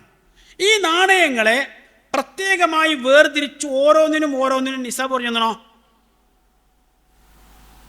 ഉണ്ടോ? ഇല്ല. നാണയ സമ്പത്തുകൾക്ക് മൊത്തം ഒരൊറ്റ നിസാബേ ഉണ്ടല്ലോ. റസൂലിന്റെ നിന്ന് ശരിയായി വന്നിട്ടുള്ള ഒരൊറ്റ റിപ്പോർട്ട് ആ വിഷയത്തിലുള്ളൂ. രണ്ടാമതൊന്നില്ല. അതെന്താ? അഞ്ചൂഖിയ തന്നെ 200 ദിർഹം. ഇന്നത്തെ കണക്കനുസരിച്ച് 590 ഗ്രാം വെള്ളി. 590 ഗ്രാം വെള്ളിക്ക് ഇന്നത്തെ വില ഇപ്പോൾ കുറച്ച് റേറ്റ് കൂടുതലാണ്. ഞാൻ പറഞ്ഞത് 3 ലക്ഷം റുപ്യോളം വില വരുന്നുണ്ട് ഒരു കിലോ. 590 പറയുമ്പോൾ ഏകദേശം 1.25 ലക്ഷം രൂപ. അത്രയും രൂപയുണ്ടെങ്കിൽ, അത്രയും രൂപയുടെ നാണയ സമ്പത്തുണ്ടെങ്കിൽ സക്കാത്ത് കൊടുക്കണം. ആ നാണയ സമ്പത്ത് വരുമ്പോൾ എന്തൊക്കെയാണ്? അത്രയും പൈസ 1.25 ലക്ഷത്തിൻ്റെ അല്ലെങ്കിൽ 590 ഗ്രാം വെള്ളിക്ക് തുല്യമായിരിക്കുന്ന വെള്ളിയോ വെള്ളി ആഭരണങ്ങളോ, സ്വർണമോ സ്വർണ്ണാഭരണങ്ങളോ, ഡയമണ്ടോ ഡയമണ്ട് ആഭരണങ്ങളോ, അതൊന്നുമല്ല. കയ്യിലെ കറൻസി, മനസ്സിലായോ? ഈ മുതൽ, ഇങ്ങനെയുള്ള മുതലോ ഉണ്ടെങ്കിൽ, പിന്നെ കച്ചവട വസ്തുക്കൾ, ഇതൊക്കെ പെട്ട ഒക്കെ നാണയ വസ്തുക്കൾ, നാണയ സമ്പത്താണ് ഉണ്ടെങ്കിൽ എന്ത് ചെയ്യണം? അതിൻ്റെ നിശ്ചിത വിഹിതം സക്കാത്ത് കൊടുക്കണം. എന്നാൽ നമ്മൾ എന്ത് ചെയ്തു പറയും? കച്ചവടക്കാരൻ്റെ നിസാബ് 590 ഗ്രാം വെള്ളിയാണ് നമ്മൾ സമ്മതിക്കും. ഏത് കച്ചവടക്കാരനാണെങ്കിലും. അത് മീൻ കച്ചവടമാണെങ്കിൽ 590 ഗ്രാം വെള്ളിയാണ് 1.25 ലക്ഷത്തിൻ്റെ ഇടയിൽ കൊടുക്കാൻ റെഡിയാണ്. അരിക്കച്ചവടമാണെങ്കിലോ അപ്പോഴും 1.25 ലക്ഷത്തിൻ്റെ മുതൽ കൊല്ലാവസാനം നോക്കുമ്പോൾ ഉണ്ട്, കണക്ക് നോക്കുമ്പോൾ ഉണ്ട്, എന്നാൽ കൊടുക്കും, റെഡി. വേറെ ഇനി നമ്മൾ ജോലിക്കാരെ ശമ്പളം ഉണ്ട്, വരുമാനമുണ്ട്. ആ വരുമാനത്തിൽ സക്കാത്ത് കൊടുക്കുകയാണെങ്കിലോ പൈസ ഉള്ളത് അതിനെത്ര കൊടുക്കുക? ഇതേപോലെ ഏകദേശം 10 കണക്കനുസരിച്ച് 1.25 ലക്ഷം ഉറുപ്പിക കൊടുക്കാൻ റെഡിയാണ്. ഇനി കച്ചവടക്കാരന് വേറെ എന്തൊക്കെ കച്ചവടം ഉണ്ട്? ജ്വല്ലറിക്കാരൻ്റെ കച്ചവടം എന്താ? അപ്പം വിൽക്കണ മുതലെന്താ? സ്വർണം, വെള്ളി, ഡയമണ്ട്, അല്ലേ? ഈ ഐറ്റംസിൽ വെക്കുന്നത്. അവൻ്റെ സക്കാത്തിൻ്റെ നിസാബ് എത്രയാ? കച്ചവടക്കാരൻ്റെ നിസാബ് എത്രയാ? 590 ഗ്രാം വെള്ളി തന്നെയാണ്. ഓരോ വർഷത്തിലും കണക്ക് നോക്കുമ്പോൾ അയാളുടെ കച്ചവട വസ്തുക്കളായി വിൽക്കാൻ വേണ്ടി വെച്ചിരിക്കുന്ന മുതൽ 590 ഗ്രാം വെള്ളിക്ക് സമാനമായിട്ടുണ്ടെങ്കിൽ ആ മുതൽ മാത്രമല്ല കിട്ടിയ ലാഭം മറ്റുള്ള എക്സ്പെൻസ് കൂട്ടി കഴിച്ചിട്ട് ഉണ്ടെങ്കിൽ സക്കാത്ത് കൊടുക്കണം. ഇന്നത്തെ കണക്കിൽ ഒരു കച്ചവടക്കാരന് ഒരു ജ്വല്ലറിക്കാരന് 1.25 ലക്ഷം തൻ്റെ എന്താ പറയുക സ്റ്റോക്കിൽ ഉണ്ടാവണമെങ്കിൽ എത്ര സ്വർണം ഉണ്ടാവണം? 1 പവൻ വേണോ? 1 പവൻ വേണം അല്ലേ? 1.5 പവൻ വേണം ഇന്നത്തെ കണക്കിൽ. ഏകദേശം 1.5 പവൻ ഉണ്ടായാൽ അയാളും സക്കാത്ത് കൊടുക്കണം. അതിലൊന്നും പ്രശ്നമില്ല, കൊടുക്കും. കാരണം കച്ചവടക്കാരനാണോ. എന്നാൽ ഇതേ 1.5 പവൻ സ്വർണം അയാൾ എന്ത് ചെയ്തു? വർഷാവസാനം കണക്ക് നോക്കുന്നതിന് മുമ്പായിട്ട് മെല്ലെ അതെടുത്തിട്ട്, അത് നല്ലൊരു ചെയിനായിരുന്നു, അത് പെണ്ണുങ്ങളെ കഴുത്തിലിട്ട് കൊടുത്തു. ഇനി സക്കാത്ത് കൊടുക്കണോ? വേണ്ട. എന്താ കാരണം? അത് 1.5 പവനുള്ളൂ, 10.5 പവനില്ല. എങ്ങനെ മാറി? ഈ കടയെ നിർത്തുകൊണ്ട് ഇവിടെ കഴുത്തിലേക്ക് മാറിയപ്പോഴേക്ക് ഇതിൻ്റെ അളവ് എങ്ങനെ മാറി? ഇതെന്ത് മാജിക്കാ? അപ്പോൾ നമ്മൾ മനസ്സിലാക്കി വെച്ച എന്താണ്? റസൂലിന് തന്നെ സ്വർണത്തിന് സെപ്പറേറ്റ് നിസാബ് പറഞ്ഞിട്ടുണ്ടെന്നാണ് വിചാരം. ഇല്ല കേട്ടോ, പറഞ്ഞിട്ടില്ല. നാണയ സമ്പത്തിന് ഒറ്റ നിസാബേ പറഞ്ഞിട്ടുള്ളൂ. പക്ഷെ ഒന്നുണ്ട്, പ്രവാചകരുടെ കാലത്ത് 2 തരം നാണയങ്ങളുണ്ട്. സ്വർണ്ണ നാണയങ്ങളുമുണ്ട്, വെള്ളി നാണയങ്ങളുമുണ്ട്. കോമൺ ആയിട്ട് ഉപയോഗിക്കുന്ന വെള്ളി നാണയമായതുകൊണ്ടായിരിക്കണം അത് വെച്ചിട്ട് നിസാബ് പറഞ്ഞത്. അപ്പോൾ അതിന് തുല്യമായിരിക്കുന്ന അന്നത്തെ സ്വർണ്ണം എത്രയാണ് വരിക? 200 ദിർഹം വെള്ളി എന്നാണ് പറഞ്ഞത്, അല്ലേ? 590 ഗ്രാം വെള്ളിയാണ്, 200 ദിർഹം. ഈ 200 ദിർഹത്തിന് തുല്യമായിരിക്കുന്ന സ്വർണ്ണ നാണയം അന്ന് എത്ര ഉണ്ട് പറയും? ഏകദേശം 10.5 പവനുണ്ടാവും. അത് ചില കിതാബിലൊക്കെ എത്തിച്ചു. അതിന് അന്ന് പറഞ്ഞിരിക്കുന്ന ഒരു പേരാണ് 20 ദീനാറെന്നോ 20 മിസ്കാൽ എന്നൊക്കെ പറഞ്ഞതാണ്. ഇത് എന്താ സംഭവം? ഒരു താരതമ്യം ചെയ്താൽ അന്നത്തെ ഒരു ഉത്തരം കിട്ടും, അത്രയേ ഉള്ളൂ. എന്നല്ലാതെ സ്വർണമാണെങ്കിൽ എക്കാലത്തും 20 മിസ്കാൽ അല്ലെങ്കിൽ 20 ദീനാറ് അഥവാ 10.5 പവൻ ഉണ്ടെങ്കിലേ കൊടുക്കേണ്ടതുള്ളൂ. വെള്ളിയാണെങ്കിൽ കേവലം ഇന്നത്തെ കണക്കിൽ 1.25 ലക്ഷം ഉറുപ്പ്യൻ്റെ മുതലുണ്ടായി കൊടുക്കണം. സ്വർണ്ണമാകുമ്പോഴോ ഒരു 13 ലക്ഷം ഉറുപ്പ്യ ഉണ്ടായി കൊടുത്താൽ മതി. അങ്ങനെയുണ്ട്. അപ്പോൾ ഞാൻ നേരത്തെ പറഞ്ഞ പോലെ അള്ളാഹ്ക്കാരുടെ താല്പര്യം, വെള്ളി കൊണ്ടു നടക്കുന്ന ആൾക്കാട് ഒരു താല്പര്യമില്ല. വെള്ളി ആഭരണമായിട്ടോ അല്ലാതെയോ കൊണ്ടു നടക്കുന്ന ആൾക്കാട് ഒരു താല്പര്യമില്ല. സ്വർണം അങ്ങനെ കെട്ടിപ്പൂട്ടി വെക്കുന്നവരോടോ ഭയങ്കര താല്പര്യമാണ്. എന്ന് പറയാൻ പറ്റുമോ? പറ്റുമോ? സാധ്യത ഉണ്ടോ എന്ന് പറഞ്ഞാൽ ഒരു വിഭാഗം ആളുകൾ കേവലം 1.25 ലക്ഷം രൂപ അവരുടെ കയ്യിലുണ്ടെങ്കിൽ സക്കാത്ത് കൊടുക്കാൻ ബാധ്യസ്ഥരും, മറ്റൊരു വിഭാഗം ആളുകൾ 13 ലക്ഷത്തിൻ്റെ താഴെ ആയിപ്പോയി എന്നതിൻ്റെ പേരിൽ മാത്രം കൊടുക്കേണ്ടാത്തവരുമായി മാറുമോ? ഇതിൽ ചില പണ്ഡിതാഭിപ്രായങ്ങളല്ലാത്ത ഒരഭിപ്രായം പറഞ്ഞിട്ടില്ല. അഥവാ സ്വർണത്തിൻ്റെ നിസാബ് സെപ്പറേറ്റ് പറയുന്ന ഒരൊറ്റ റിപ്പോർട്ടുകളും സ്വഹീഹായി ഉദ്ധരിക്കപ്പെട്ടിട്ടില്ല. പരിശോധിച്ചോളി, എവിടെ ഉദ്ധരിക്കപ്പെട്ടില്ല. മാത്രമല്ല, എന്തുകൊണ്ടാണ് ഉദ്ധരിക്കപ്പെടാത്തവരോ? ഈ നാണയത്തിലും മാറ്റങ്ങൾ വരും. പഴയ കാലത്ത് വെള്ളിയും സ്വർണവും മാത്രമേ നാണയങ്ങളുള്ളൂ. ഇന്നോ ഇതേ ഗണത്തിലാണ് ഈ ഡയമണ്ട് വരുന്നത്. എങ്ങനെ വരും? എങ്ങനെ കൂട്ടും? ഏതളവ് വെക്കുക? അത് വെള്ളിയോട് ചേർക്കണോ? സ്വർണത്തോട് ചേർക്കണോ? നടക്കൂല. അങ്ങനത്തെ ഒരു സംഗതിക്കും ഒരു തെളിവുമില്ല. ഇതുപോലത്തെ ഒരു ചർച്ച നടന്നപ്പോൾ ഒരാൾ പറഞ്ഞെന്താ അറിയോ? ഒരു ഉത്തരപ്പെട്ട ആളിനാണ്. അദ്ദേഹം പറഞ്ഞത് സ്വർണത്തിന് സെപ്പറേറ്റ് നിസാബ് പറയുന്ന റിപ്പോർട്ടുകളൊന്നും സ്വഹീഹായി വന്നിട്ടില്ല. എന്നാലും നമ്മളിപ്പോൾ ഒരു പവനൊക്കെ സ്വർണ്ണം ഉണ്ടാകുമ്പോൾ തന്നെ സക്കാത്ത് കൊടുക്കണം എന്നൊക്കെ പറഞ്ഞാൽ അതൊരു ഭയങ്കര വിഷമല്ലേ? ആർക്കാ വിഷമോ? വെള്ളി ഉപയോഗിക്കുന്നവനില്ലാത്ത വിഷമം സ്വർണ്ണം ഉപയോഗിക്കുന്നവൻ ഉണ്ടാവുകയാണ്. അങ്ങനെ ഇവിടെ നമുക്കെല്ലാം പരിചയമുള്ള ഒരായത്ത് ഒന്ന് ഓർത്ത് വെച്ചു കേട്ടോ. സൂറത്ത് തൗബയിലെ യാ അയ്യുഹല്ലദീന ആമനൂ, വിശ്വാസികളെ, ഇന്ന കസീറൻ മിനൽ അഹ്ബാരി വറുഹ്ബാൻ ലയഅ്കുലൂന അംവാലൻ നാസി ബിൽ ബാത്തിൽ വയസുദ്ദൂന അൻ സബീലില്ലാഹ്. തീർച്ചയായും പണ്ഡിതന്മാരിലും പുരോഹിതന്മാരിലും പെട്ട അധിക ആളുകളും, ഭൂരിപക്ഷം എന്ന് പറഞ്ഞാൽ ഭൂരിപക്ഷം ആളുകളും ജനങ്ങളുടെ സമ്പത്ത് അന്യായമായി തിന്നുകയും അവരെ പടച്ച റബ്ബിൻ്റെ മാർഗത്തിൽ നിന്ന് വഴിതെറ്റുകയും തന്നെയാണ് ചെയ്തുകൊണ്ടിരിക്കുന്നത്. ആയത്തിൻ്റെ ബാക്കി എന്താ? ആയത്തിൻ്റെ ബാക്കി വല്ലദീന യക്നിസൂന الذهب والفضة ولا ينفقونها في سبيل الله فبشرهم بعذاب أليم. സ്വർണവും വെള്ളിയും അള്ളാഹുവിൻ്റെ മാർഗ്ഗത്തിൽ ചെലവഴിക്കാതെ കെൻസാക്കി വെക്കുന്ന ആളുകൾ, നിധി പോലെ വെക്കുന്ന ആൾക്കാർ, അല്ലെങ്കിൽ കാത്തു സൂക്ഷിക്കുന്ന ആൾക്കാർ, കെട്ടിപ്പൂട്ടി വെക്കുന്ന ആൾക്കാർ, അവർക്ക് വേദനയേറിയ ശിക്ഷയുണ്ട് എന്ന സന്തോഷം അറിയിച്ചേക്കുന്നു. ബാക്കി പറയുന്നുണ്ട്, നരകത്തിലിട്ട് പഴിപ്പിച്ചിട്ട് ശീലിച്ചിരുന്നു. ഇത് തമ്മിൽ എന്തോ റിലേഷൻ ഉണ്ട് കേട്ടോ. ഞാൻ പറഞ്ഞെന്നറിയോ, സ്വർണത്തിന് 10 പവൻ ഉണ്ടെങ്കിലേ കൊടുത്താൽ മതിയെന്നും വെള്ളിയാണെങ്കിൽ 590 ഗ്രാം അഥവാ ചെറിയ പൈസ ഉണ്ടെങ്കിൽ അതിനെ കൊടുക്കണമെന്നും ഉള്ള ആ ഒരു അഭിപ്രായം പണ്ഡിതാഭിപ്രായമായിട്ട് മാത്രമേ നമുക്ക് മനസ്സിലായിട്ടുള്ളൂ, അല്ലാതെ പ്രമാണത്തിൽ അഭിപ്രായമായിട്ട് കിട്ടിയിട്ടില്ല. പണ്ഡിതന്മാരെ ശ്രദ്ധിക്കണം, സൂക്ഷിക്കണം എന്ന് അള്ളാഹ് കൃത്യമായിട്ട് പറഞ്ഞു തന്നു.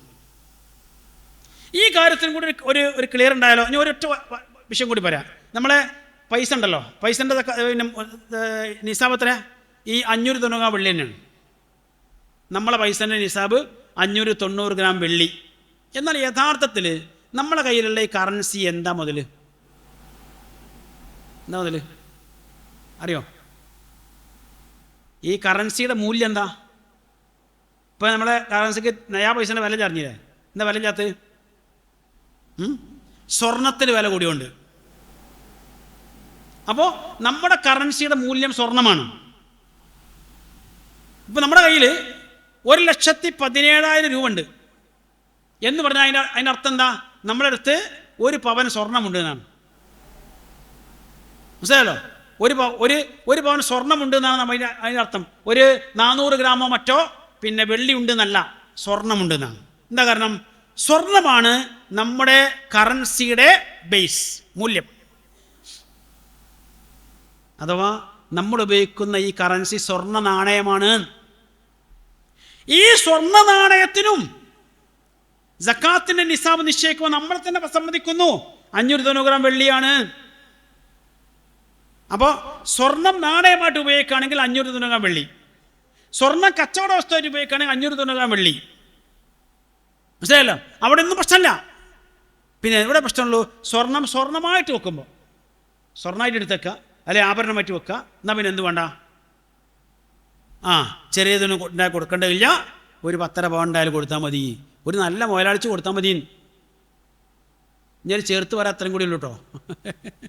ഇപ്പോൾ ഈ ഹജ്ജിനും ഉംറക്കൊക്കെ പെണ്ണുങ്ങളുടെ ഒഴുക്ക, കൊല്ലം പ്രത്യേകിച്ചു. എന്താ? ഒറ്റ വള വിറ്റാൽ മതി, സുഖമായിട്ട് ഉംറ ചെയ്ത് പോരാ, കുറച്ച് ഈത്തപ്പഴം വാങ്ങിക്കൊണ്ടുവരാം. ഇന്നത്തെ റേറ്റ് എത്ര സ്വർണത്തിന്? 1,17,000 കടന്നു ഒരു പവന്. അപ്പോൾ 1 പവൻ വിറ്റാൽ തന്നെ സുഖമായിട്ട് അത്രയും വേണ്ട പൈസ. ഹജ്ജിനൊക്കെ പണ്ടത്തെ അപേക്ഷിച്ച്, പഴയ കാലത്തെ അപേക്ഷിച്ച് സ്ത്രീകളുടെ എണ്ണം കൂടുതലാണ്. അപ്പം ഞാൻ ചില അമ്മമാരോടൊക്കെ ചോദിക്കലുണ്ട്, അല്ല നിങ്ങളെന്താ ഇപ്പോൾ കൊല്ലം ഹജ്ജിന് പോരാ ഇങ്ങനെ തോന്നി? മക്കളാരെങ്കിലും കാര്യമായിട്ട് സഹായിച്ചോ? അപ്പം അമ്മ പറഞ്ഞെന്താ? അത് മോനെ, മക്കളെന്നും ബുദ്ധിമുട്ടാക്കിയിട്ടില്ല. പുതിയാപ്പിള നേരത്തെ മരിച്ചു, അതിന് മക്കളെന്നും ബുദ്ധിമുട്ടാക്കിയിട്ടില്ല.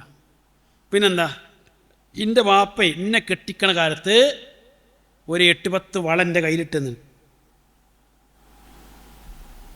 ഒരു 5-8 പവനുണ്ട്, 8-10 പവനുണ്ട്. എത്ര കൊല്ലമായി കല്യാണം കഴിഞ്ഞിട്ട്? 40 കൊല്ലം കഴിഞ്ഞ്. ഈ 40 കൊല്ലം ഞാനിപ്പോൾ ഈ വള കയ്യിലിട്ടില്ലേ, ഇനിയിപ്പോൾ ഇന്നൊരു 3-4 എടുത്താണ്ട് വിറ്റാലും ഇപ്പം എന്താ പ്രശ്നം? അങ്ങനെ എനിക്ക് തോന്നി. അതുകൊണ്ട് ഞാൻ എന്ത് ചെയ്തു? 40 കൊല്ലം മുമ്പ് വാപ്പ എന്ന വള ഇപ്പം വിറ്റ്. എന്നിട്ട് ഞാൻ എന്ത് ചെയ്തു? ഹജ്ജിന് പോരാൻ ഒരുങ്ങി. ആരും ബുദ്ധിമുട്ടിച്ചിട്ടില്ല. ആ അമ്മാമാനോട് ചോദിക്കാൻ വയ്യ. കാരണം എന്താ പറയുക, ഹൃദയം പൊട്ടി മരിച്ചു പോകും. ഇത് നിങ്ങളിതിൻ്റെ സക്കാത്ത് കൊടുക്കാത്തതുകൊണ്ടല്ലേ ഇതിവിടെ ബാക്കിയായത്. കല്യാണം കഴിഞ്ഞ കാലം മുതൽ ഈ സ്വർണത്തിൻ്റെ സക്കാത്ത് കൊടുത്തിരുന്നുവെങ്കിൽ ഈ പറഞ്ഞ അങ്ങനെ ഉണ്ടാവോ? കൈമിലുണ്ടാവോ? ഉണ്ടാവോ? അല്ലെങ്കിൽ പിന്നെ വേറെ അടുത്ത് കൊടുക്കണം. അപ്പം എന്താ സക്കാത്ത് കൊടുത്തിട്ടില്ല? കൊടുക്കാതിരിക്കാൻ കാരണം എന്താ? ഇത് 10 പവൻ ഉണ്ടായിരുന്നില്ല, അത് തൊട്ട് താഴെയായിരുന്നു. 10 പവൻ ഉണ്ടെങ്കിലേ കൊടുക്കേണ്ടുള്ളൂ. ഒന്ന്. ചിലരോ എത്ര ഉണ്ടായാലും ആഭരണമാണെങ്കിൽ കൊടുക്കേണ്ടതില്ല. ഒരു ചങ്ങാതി ഇപ്പോൾ അവിടെ നിന്ന് പ്രസംഗിച്ചില്ലേ, 100 പവനോ 200 പവനോ ആഭരണമാക്കി വെച്ചാലും സക്കാത്ത് കൊടുക്കേണ്ടതില്ല. അമ്മായിരം ആൾക്കാരൊക്കെ ഉണ്ട് സമൂഹത്തിൽ. അപ്പോൾ ഇങ്ങനെ ഈ സക്കാത്ത് കൊടുക്കാതെ കെട്ടിപ്പൂട്ടി വെച്ചത് കൊണ്ടാണ് ഈ മുതൽവുണ്ടായത്. അതെടുത്തിട്ട് ഹജ്ജിന് പോയാൽ, ഉംറക്ക് പോയാൽ ഈ ഹജ്ജും ഉംറയൊക്കെ മഖബൂലും മബ്റൂറും ആവുമെന്ന് പറയാൻ വല്ല നിർവാഹം ഉണ്ടോ?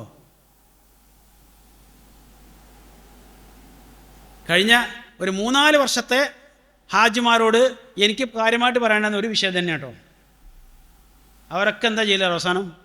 ഇതുവരെ ഏതായാലും കൊടുക്കാൻ പറ്റുമോ ചില പ്രശ്നങ്ങളുണ്ട്. എങ്കിലും ഇവിടെ നിന്ന് അങ്ങോട്ട് ഇപ്പോൾ ഈ ഹജ്ജിന് വേണ്ടി വിനിയോഗിച്ചിരിക്കുന്ന എമൗണ്ട് ഉണ്ടല്ലോ, അതിൻ്റെയെങ്കിലും സക്കാത്ത് ഞങ്ങൾ കൊടുത്ത് പൂർത്തീകരിക്കുന്നു എന്ന് പറഞ്ഞു പോയ ആൾക്കാരുണ്ട്.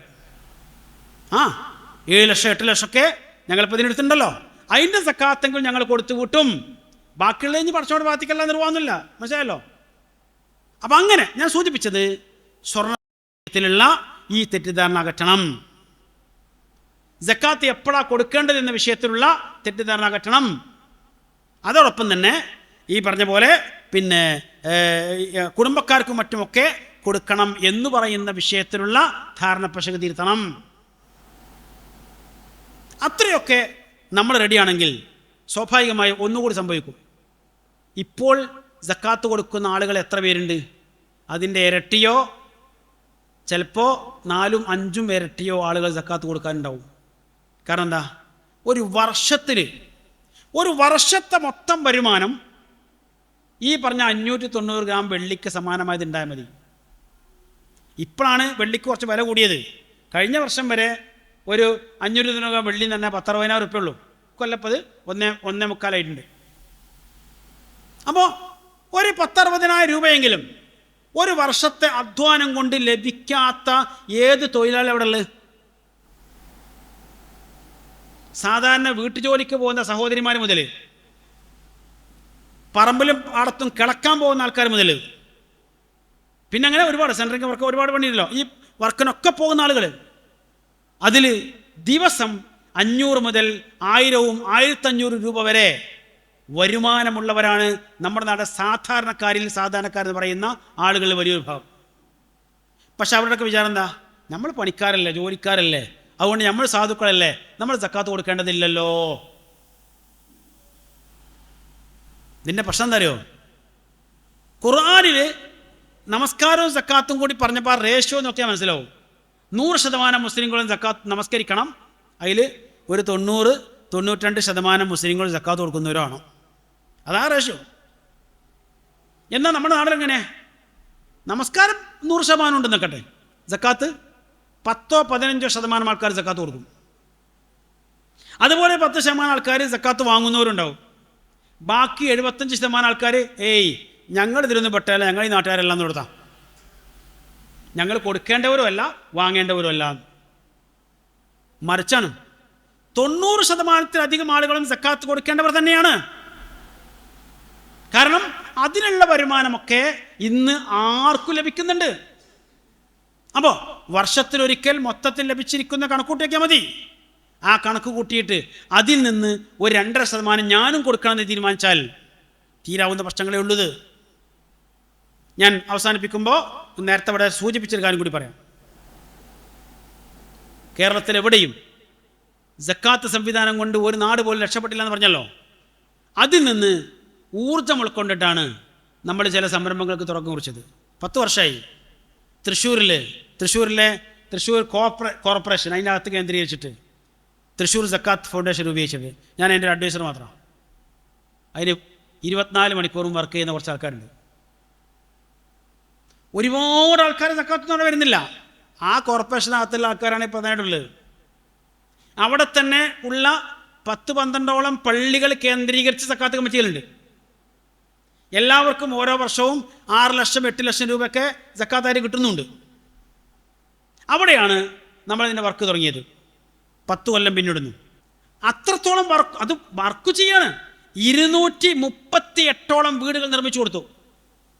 അതിൽ 100ഓളം വീടുകൾ പുതിയ വീടുകളാണ്. ചിലത് സ്ഥലമടക്കം വാങ്ങിക്കൊടുത്താ. ബാക്കിയുള്ള വീടുകൾ റിപ്പയറിങ്ങിനും അതുപോലെ പുതുക്കിപ്പണിയാനും ഒക്കെയാണ് വെച്ചത്. 238ഓളം വീടുകൾ. ഇപ്പോൾ 23 കുടുംബത്തിന് താമസിക്കുവാനൊരു ഫ്ലാറ്റ് സമുച്ചയം പണി കഴിയാനായി. 23 എണ്ണം. ഇതിനു പുറമെ ആശുപത്രി കേസുകൾ, ഓപ്പറേഷൻ കേസുകൾ, വിദ്യാഭ്യാസ സഹായം, സ്വയം തൊഴിൽ കണ്ടെത്താനുള്ള സഹായം. എത്ര ആളുകളാണ് നമ്മളെ അത് ഈ സക്കാത്ത് ഫൗണ്ടേഷനിൽ സക്കാത്ത് സ്വീകരിച്ച് പുതിയ തൊഴിൽ മാർഗങ്ങൾ കണ്ടെത്തി അതിലൂടെ വരുമാനമുണ്ടാക്കി തിരിച്ച് സക്കാത്ത് കൊടുത്തുകൊണ്ടിരിക്കുന്ന എത്ര പേരുണ്ടോ?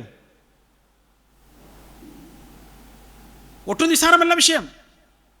വിചാരിച്ചാൽ പണിയെടുത്താൽ നടക്കും. പണിയെടുക്കണമെങ്കിൽ എന്ത് വേണം? അതിൽ കൃത്യമായ ധാരണ വേണം, അറിവ് വേണം, ആഴത്തിൽ ആലോചിക്കണം, സമൂഹത്തിൻ്റെ പ്രശ്നങ്ങൾ എന്താണെന്ന് മനസ്സിലാക്കാൻ ശ്രമിക്കണം. മാത്രമല്ല, അവിടെ ഒരു ആവശ്യക്കാരൻ വന്നാൽ ആവശ്യക്കാരൻ്റെ ആവശ്യത്തിൻ്റെ 10-1 100 വിനിയോഗിക്കുന്ന അല്ലെങ്കിൽ പരിഹരിച്ചു കൊടുക്കുന്ന പരിപാടിയെല്ലാം നമുക്കില്ല. ഇപ്പോൾ പൊതുവിൽ നമ്മുടെ നാട്ടിലെ ഒരു സക്കാത്ത് കമ്മിറ്റിയിൽ ഒരാൾ വന്നു. അയാളുടെ ഭാര്യയ്ക്ക് പെട്ടെന്ന് ഓപ്പറേഷൻ വേണ്ടി വന്നിട്ടുണ്ട്. ഒരു 6 ലക്ഷം റുപ്യാണ്. നമ്മളെന്താ ചെയ്യുക? കമ്മിറ്റി കൂടിയാണ്ട് ഒരു 10,000 റുപ്യ ആ സഹോദരന് കൊടുക്കും. ഇനി വലിയ കൊടുക്കുകയാണെങ്കിൽ 25,000 റുപ്യ കൊടുക്കും. ഇനി അയാൾ എന്ത് ചെയ്യണം? ഈ 6 ലക്ഷം പൂർത്തീകരിക്കാൻ ഇതേപോലത്തെ 50 കമ്പനിനെ പോയി കാണണം. മനസ്സിലായില്ലേ? അയാളെ തെണ്ടാൻ വിടണം, അല്ല കഴിയില്ല. ഏത് മനുഷ്യനും അഭിമാനം എന്നൊരു സംഗതിയില്ലേ? നമ്മൾ ചെയ്യുന്നത്രേ ഉള്ളൂ. ഒരു കേസ് വന്നാൽ, ഒരു വിഷയം വന്നാൽ, ഒരു ഓപ്പറേഷൻ തന്നെ ആവട്ടെ, 6 ലക്ഷം രൂപയാണ് ഓപ്പറേഷൻ വരിക. ആ വിഷയം വന്നാൽ എന്ത് ചെയ്യും? അത് പഠിക്കും. ജെന്യൂനാണോ കേസെന്ന് ഉറപ്പുവരുത്തും. എങ്കിൽ ഇനി ചെയ്യാൻ എന്താ? അയാൾക്ക് ഹോസ്പിറ്റലിൽ വരുന്ന എക്സ്പെൻസ് എത്രയാണോ അത്രയും എമൗണ്ട് ആ ഹോസ്പിറ്റലിൽ കൊണ്ടേ കിട്ടും. ഓപ്പറേഷൻ 6 ലക്ഷം ചിലപ്പോൾ അതിന് പിറകെ മരുന്നൊക്കെ ഉണ്ടാവും. അത് കംപ്ലീറ്റ്. അത് മാത്രമല്ല, ഒരു മേജർ ഓപ്പറേഷനൊക്കെയാണ് നടന്നതെങ്കിൽ ഇയാൾക്കൊരു 2-3 മാസമെങ്കിലും ജോലിക്കൊന്നും പോകാൻ പറ്റില്ലല്ലോ. അവളെ കുട്ടികൾ പട്ടിണിയാവില്ലേ? അപ്പോൾ എന്ത് ചെയ്യും? അത്രയും കാലത്തേക്ക് ആ കുട്ടികൾ പട്ടിണിയാവാതിരിക്കാൻ വേണ്ട വിഭവങ്ങൾ കൂടി ഒരുക്കി കൊടുക്കും. 6 ലക്ഷമായിരുന്നു അദ്ദേഹം ചോദിച്ചു വന്നതെങ്കിൽ അയാൾക്ക് കിട്ടുന്ന ചിലപ്പോൾ 8 ലക്ഷം റുപ്യാവും. അങ്ങനെയാണ് ഈ സക്കാത്ത് ഫൗണ്ടേഷൻ ഈ കാര്യങ്ങൾ നിർവഹിച്ചു കൊണ്ടിരിക്കുന്നത്. ആലോചിക്കാം. അപ്പോൾ ഇങ്ങനെ സാധ്യമാകുന്നത് എന്തുകൊണ്ടാണ്? ഞാൻ ഈ പറഞ്ഞ രൂപത്തിലാണ് സക്കാത്ത് എന്ന് അവർക്ക് മനസ്സിലായി. കേവലം ഒരു വർഷത്തിൽ ഒരു 1,500-2,000 രൂപ മാത്രം സക്കാത്ത് തരുന്നവർ മുതൽ 20-25 ലക്ഷം രൂപ വരെ സക്കാത്ത് കൊടുക്കുന്ന ആൾക്കാർ അവിടെ ഉണ്ട്. കൊടുക്കുന്ന പൂർണ്ണമായിട്ട് കൊടുക്കും. അവർ കൊടുക്കുന്ന സക്കാത്ത് അവിടെ തന്നെ കാണാനും പറ്റും. അവർക്ക് തന്നെ കാണാം. ഇതാ ഞാൻ പറഞ്ഞല്ലോ, ഇത്ര വീടുകൾ, ഇത്ര ഫ്ലാറ്റുകൾ, ഇത്ര രോഗികൾ രക്ഷപ്പെട്ടു, ഇത്ര കുട്ടികൾ അവിടെയും ഇവിടെ പ്രൊഫഷണൽ കോഴ്സുകൾക്ക് പഠിച്ചുകൊണ്ടിരിക്കുന്നു, കോഴിക്കോട് വരെ പഠിച്ചുകൊണ്ടിരിക്കുന്ന മക്കളുണ്ട്. ഇങ്ങനെ ഒരു വ്യവസ്ഥാപിതമായി ഇപ്പം എന്ത് ചെയ്തു പറയാം? സക്കാത്ത് ഫൗണ്ടേഷന് വേണ്ടിയിട്ട് ഒരു സക്കാത്ത് ഭവൻ തന്നെ ഉണ്ടാക്കി. അതിൻ്റെ ഭാഗമായിട്ട് പള്ളിയും നമ്മുടെ CIR-ൻ്റെ സിലബസ് വെച്ചിട്ട് മദ്രസയും അനുബന്ധമായിരിക്കുന്ന കാര്യങ്ങളൊക്കെ സംഗതിയൊക്കെ എപ്പോഴും നടക്കുന്നുണ്ട്. അത് കുറച്ചുകൂടി വിപുലമായി വരാനിരിക്കുകയാണ് ഈ നോമ്പോട് കൂടി. അങ്ങനെ നമ്മൾ ഇറങ്ങുകയാണെങ്കിൽ, പണിയെടുക്കാൻ റെഡിയാണെങ്കിൽ, അതും ശരിയായ റൂട്ടിലാണെങ്കിൽ, ലക്ഷ്യം തെറ്റാതെ മുന്നോട്ട് പോവുകയാണെങ്കിൽ ആളുകൾ വരും, സഹകരിക്കും, സഹായിക്കും, വിജയിക്കും, വളരും, വികസിക്കും, സമൂഹം രക്ഷപ്പെടും. അതാണ് സക്കാത്ത്. ഞാൻ നേരത്തെ പറഞ്ഞല്ലോ, ഇപ്പോൾ സ്വർണ്ണമൊക്കെ എല്ലാ വർഷവും സക്കാത്ത് തുറക്കേണ്ടി വെച്ചാൽ അതൊരു പ്രശ്നം കേട്ടോ. ഒറ്റ വാചകം അതിൽ പറഞ്ഞു പോണേ ഉള്ളൂ. ചിലർക്ക് അങ്ങനെ ധാരണയുണ്ട്, സ്വർണ്ണമൊക്കെ നമ്മുടെ കയ്യിൽ എന്നാ നമുക്ക് കിട്ടിയേ അന്നാണ് സക്കാത്ത് കൊടുത്താൽ മതി, പിന്നെ കൊടുക്കേണ്ടതില്ല എന്ന് വിചാരിക്കുന്നവരൊക്കെ ഉണ്ട്. റസൂലുള്ളാഹി സ്വല്ലല്ലാഹു അലൈഹി വസല്ലം പറയുന്നുണ്ട്, മൻ വല്ല യതീമൻ ലഹു മാലുൻ ഫൽയത്തജിർ ബിഹി വലാ യത്രുകുഹു ഹത്താ തഅകുലുഹു സ്വദഖ. നിങ്ങൾ ആരെങ്കിലും അനാഥരായ മക്കളെ സംരക്ഷിക്കുന്നുണ്ടെങ്കിൽ, ആ മക്കൾക്ക് സമ്പത്തുണ്ടെങ്കിൽ, ആ സമ്പത്ത് സക്കാത്തിന് തിന്ന് തീർക്കാൻ വേണ്ടി വിട്ടുകൊടുക്കരുത്. നിങ്ങളത് എന്തെങ്കിലും വളർച്ച ഉണ്ടാകുന്ന മാർഗത്തിൽ ഉപയോഗിക്കണം. എന്താ പറഞ്ഞാൽ മനസ്സിലായിട്ട്? നമ്മുടെ കയ്യിൽ അനാഥരായ കാലുണ്ട്, നമ്മളെ കുടുംബത്തിലൊക്കെ ഉണ്ടാവുമല്ലോ, നമ്മൾ നോക്കേണ്ടി വരും. അവർക്ക് സ്വത്തുണ്ട്, അപ്പോൾ ആ സ്വത്ത് നമ്മൾ സംരക്ഷിക്കണം. എന്നാൽ വർഷം വർഷം ആ സ്വത്തിൽ നിന്ന് സക്കാത്ത് ഇങ്ങനെ എടുത്തു കൊടുത്താലോ അത് തീർന്നു പോകും. അപ്പോൾ തീർന്നു പോകാതിരിക്കാൻ എന്ത് ചെയ്യുക? സക്കാത്ത് കൊടുക്കാതിരിക്കുക. പറ്റുമോ? അത് പറ്റൂല, സക്കാത്ത് കൊടുക്കണം. അപ്പം എന്ത് ചെയ്യണം? തീർന്നു പോകാതിരിക്കാൻ ഈ സമ്പത്തും വളരാവുന്ന മേഖലയിൽ ഉപയോഗിക്കണം. കൃഷിയിടമാണെങ്കിൽ കൃഷി ചെയ്യണം, കച്ചവടം ആണെങ്കിൽ കച്ചവടം ചെയ്യണം. അങ്ങനെ അത് വളർത്തിക്കൊണ്ടിരിക്കണം, വികസിപ്പിക്കണം. എന്നിട്ട് അതിൽ നിന്ന് സക്കാത്ത് കൊടുക്കണം. അപ്പോൾ ഇന്ന് മനസ്സിലാവും, വർഷാവർഷങ്ങളിൽ ആവർത്തിച്ച് ശുദ്ധീകരിക്കേണ്ട കാര്യമാണ് എന്ത് സമ്പത്ത്. അപ്പോൾ സക്കാത്തൊക്കെ തന്നെയാണ്. അപ്പോൾ നമ്മുടെ കയ്യിലുള്ള സ്വർണ്ണമൊക്കെ ഇങ്ങനെ കൊല്ലം സക്കാത്ത് ഇങ്ങനെ കൊടുത്ത് ഇങ്ങനെ പോയാൽ 40 പവൻ ഉണ്ടായിരുന്നെങ്കിലും 40 കൊല്ലം കഴിയുമ്പോൾ 1-1.5 പവനൊക്കെ ബാക്കി ഉണ്ടാവുള്ളൂ, ബാക്കിയൊക്കെ സക്കാത്ത് കൊടുത്ത് പോയിട്ടുണ്ടാവും. അപ്പോൾ ഭയങ്കര സങ്കടമല്ലേ? അങ്ങനെ ഉണ്ട് തീർന്നാൽ. അങ്ങനെ തീരും എന്ന് മനസ്സിലായാൽ നമ്മളെ പെണ്ണുങ്ങൾക്കും ബുദ്ധിയൊക്കെ ഉണ്ട്. അവരെന്ത് ചെയ്യുന്നറിയോ? അവരെന്ത് ചെയ്യും? അതൊക്കെ പുറത്തിറക്കും. ഇപ്പോൾ ചത്തെടുക്കാം. ഇപ്പോൾ അടുത്ത ദിവസം വാട്സപ്പിലിട്ട് റിപ്പോർട്ട് ചെയ്യുന്നു, ഏതോ ഒരു വരക്കാർ പള്ളി പെരുന്നാളിനിട്ട് പോയതാ രാത്രി. അപ്പോൾ കള്ളന്മാർ കയറിയിട്ട് എന്ത് ചെയ്തു? 60 പവന് കട്ടു.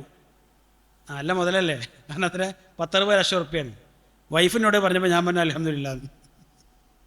എന്താ കാരണം? അത് ഓൽക്കെങ്കിലും ഉപകരിച്ചു, ചത്ത് കിടക്കല്ലേ ഇവിടെ അല്ലേ? നമ്മുടെ ഓരോ വീടുകളിലും ഓരോ കുടുംബങ്ങളിലും എത്ര ലക്ഷം രൂപയുടെ സ്വർണവും വെള്ളിയും ഒക്കെ ചത്ത് കിടക്കുന്നുണ്ട്. ഇതിന് ജീവൻ ഒപ്പിച്ചൂടെ? നമ്മൾ ഇവിടുന്ന് ജീവൻ കൊടുത്തില്ലെങ്കിൽ പരലോകത്ത് പടച്ചവൻ ജീവൻ കൊടുക്കും. പാമ്പുകളും തേളുകളൊക്കെ ആക്കിയിട്ട് കഴുത്തിലിട്ടില്ല.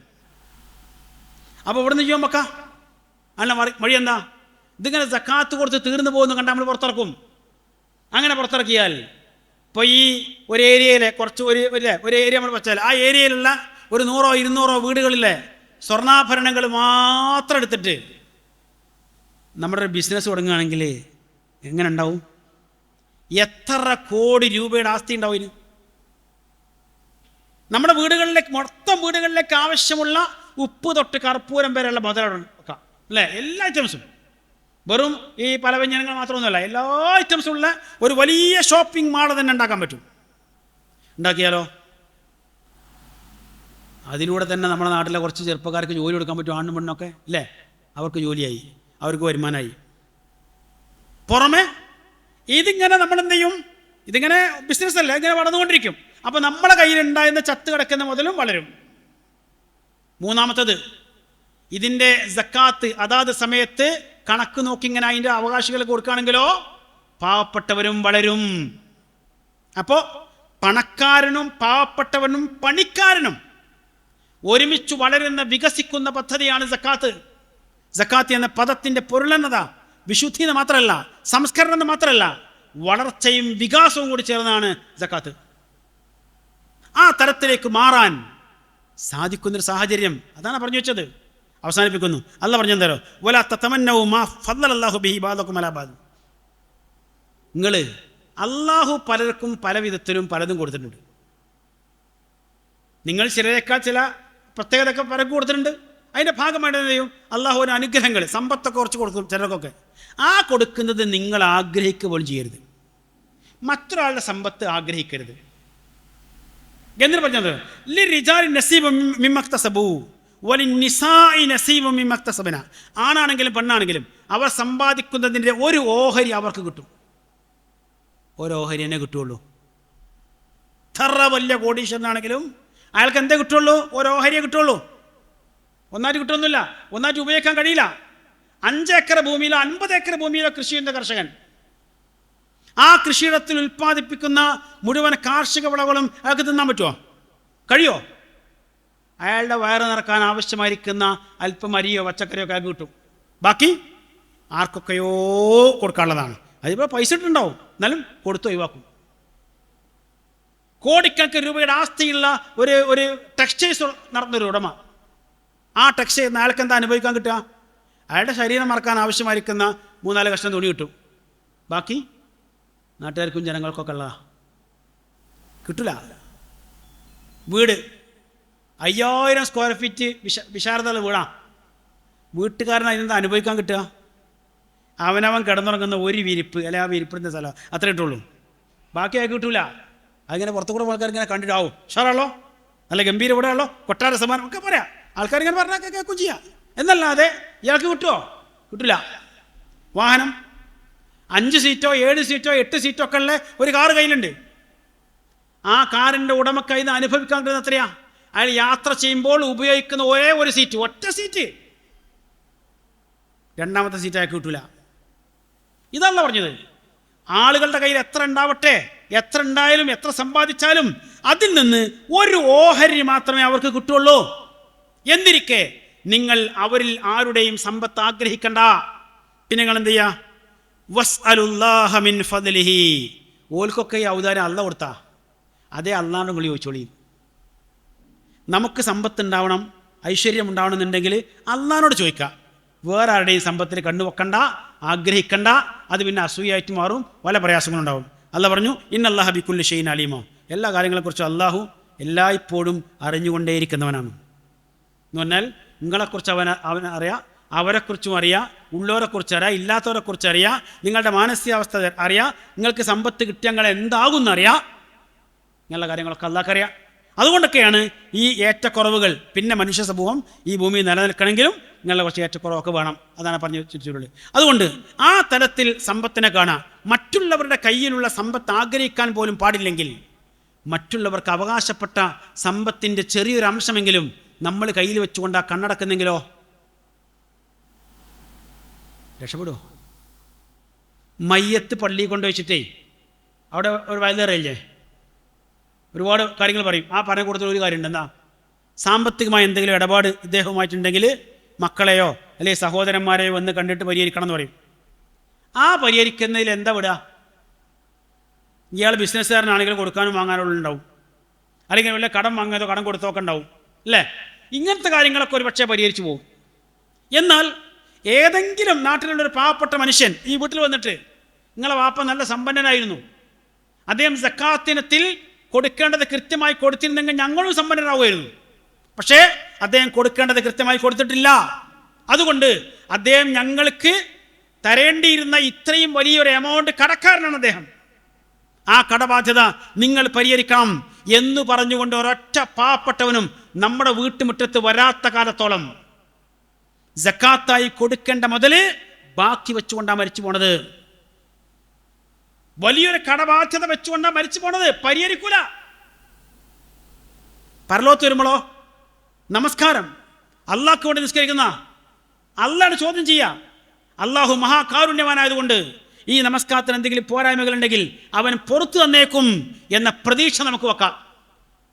നോമ്പ് അള്ളാഹ്ക്ക് വേണ്ടി മാത്രമുള്ളതാ, അള്ളാഹ്ക്ക് വേണ്ടി മാത്രം. ആ നോമ്പിലും എന്തെങ്കിലും പ്രശ്നങ്ങളോ പിന്നെ പോരായ്മകളോ ഉണ്ടെങ്കിൽ അള്ളാഹു വിചാരണ ചെയ്യുമ്പോൾ അവൻ അങ്ങേയറ്റത്തെ കാരുണ്യവാനാ, അവൻ നമുക്ക് വിട്ടുവീഴ്ച തന്നേക്കും എന്ന് പ്രതീക്ഷിക്കുക. ഹജ്ജ് വലില്ലാഹി അലന്നാസ് എന്നല്ല പറഞ്ഞ്, ഹജ്ജുൽ ബൈത്ത് അള്ളാഹ്ക്ക് വേണ്ടിയാണ് ഹജ്ജ്. ആ ഹജ്ജ് നിർവഹിക്കുന്ന ആളുകൾ അതിലെന്തെങ്കിലും പോരായ്മ വന്നാലും അള്ളാഹുവിനോട് തേടിയാൽ, അല്ലെങ്കിൽ അള്ളാഹുള്ള വിചാരണ അവനൊരു പക്ഷേ പുറത്തു തന്നേക്കും. എന്നാ സക്കാത്തോ? അള്ളാഹ്ക്ക് വേണ്ടിയാണ് സക്കാത്ത് നമ്മൾ കൊടുക്കുന്നത്, പക്ഷേ അതിന് വേറെപ്പുറത്തൊരു ഉപഭോക്താക്കളുണ്ട്, അല്ലേ? സക്കാത്തിൻ്റെ അവകാശികളോട് വേറെ ഉണ്ട്. ആ അവകാശികളിലേക്ക് എത്തേണ്ട സക്കാത്ത് എത്തിയിട്ടില്ലെങ്കിൽ അതിൽ വരുന്ന പോരായ്മകൾ, അതിൽ വരുന്ന അപര്യാപ്തതകൾ, അതിൽ വരുന്ന പാകപ്പഴവുകൾ അത് പടച്ചവനോട് പ്രാർത്ഥിച്ചുകൊണ്ട് പരിഹരിക്കൂല. പരലോകത്ത് അവൻ്റെ കാരുണ്യം എത്ര വിശാലമാണെങ്കിലും പരിഹരിക്കില്ല. ആ വിഷയത്തിൽ നമ്മോട് കാരുണ്യം കാണിക്കേണ്ടത് ഈ സക്കാത്തിൻ്റെ അവകാശികളായി നമ്മുടെ സമൂഹത്തിലുണ്ടായിരുന്ന 5-8 വിഭാഗം ഉണ്ട്, അവരാ. അവർ കാരുണ്യം കാണിക്കൂല. എന്താ കാരണം? ലോകത്തിലെ മൊത്തം ജീവികൾക്കെല്ലാം കൂടി അള്ള കൊടുത്ത കാരുണ്യം എത്ര ഉള്ളത്?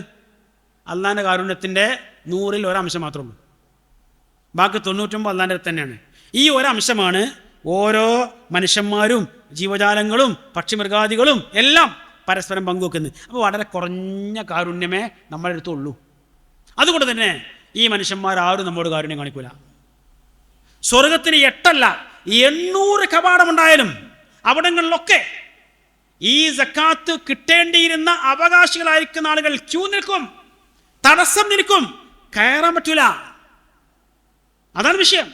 അതുകൊണ്ട് സാമ്പത്തിക രംഗത്ത് നമ്മൾ വിശുദ്ധരല്ലെങ്കിൽ, ശുദ്ധീകരിച്ചതല്ലാത്ത സമ്പത്താണ് നമ്മൾ ഉപയോഗിക്കുന്നെങ്കിൽ, നമുക്കും നമ്മുടെ മക്കൾക്കും കുടുംബത്തിനും വേണ്ടി നാം വിനിയോഗിക്കുന്നെങ്കിൽ അത് നിസ്സാരമായി ചെറുതായി കാണാൻ കഴിയില്ല.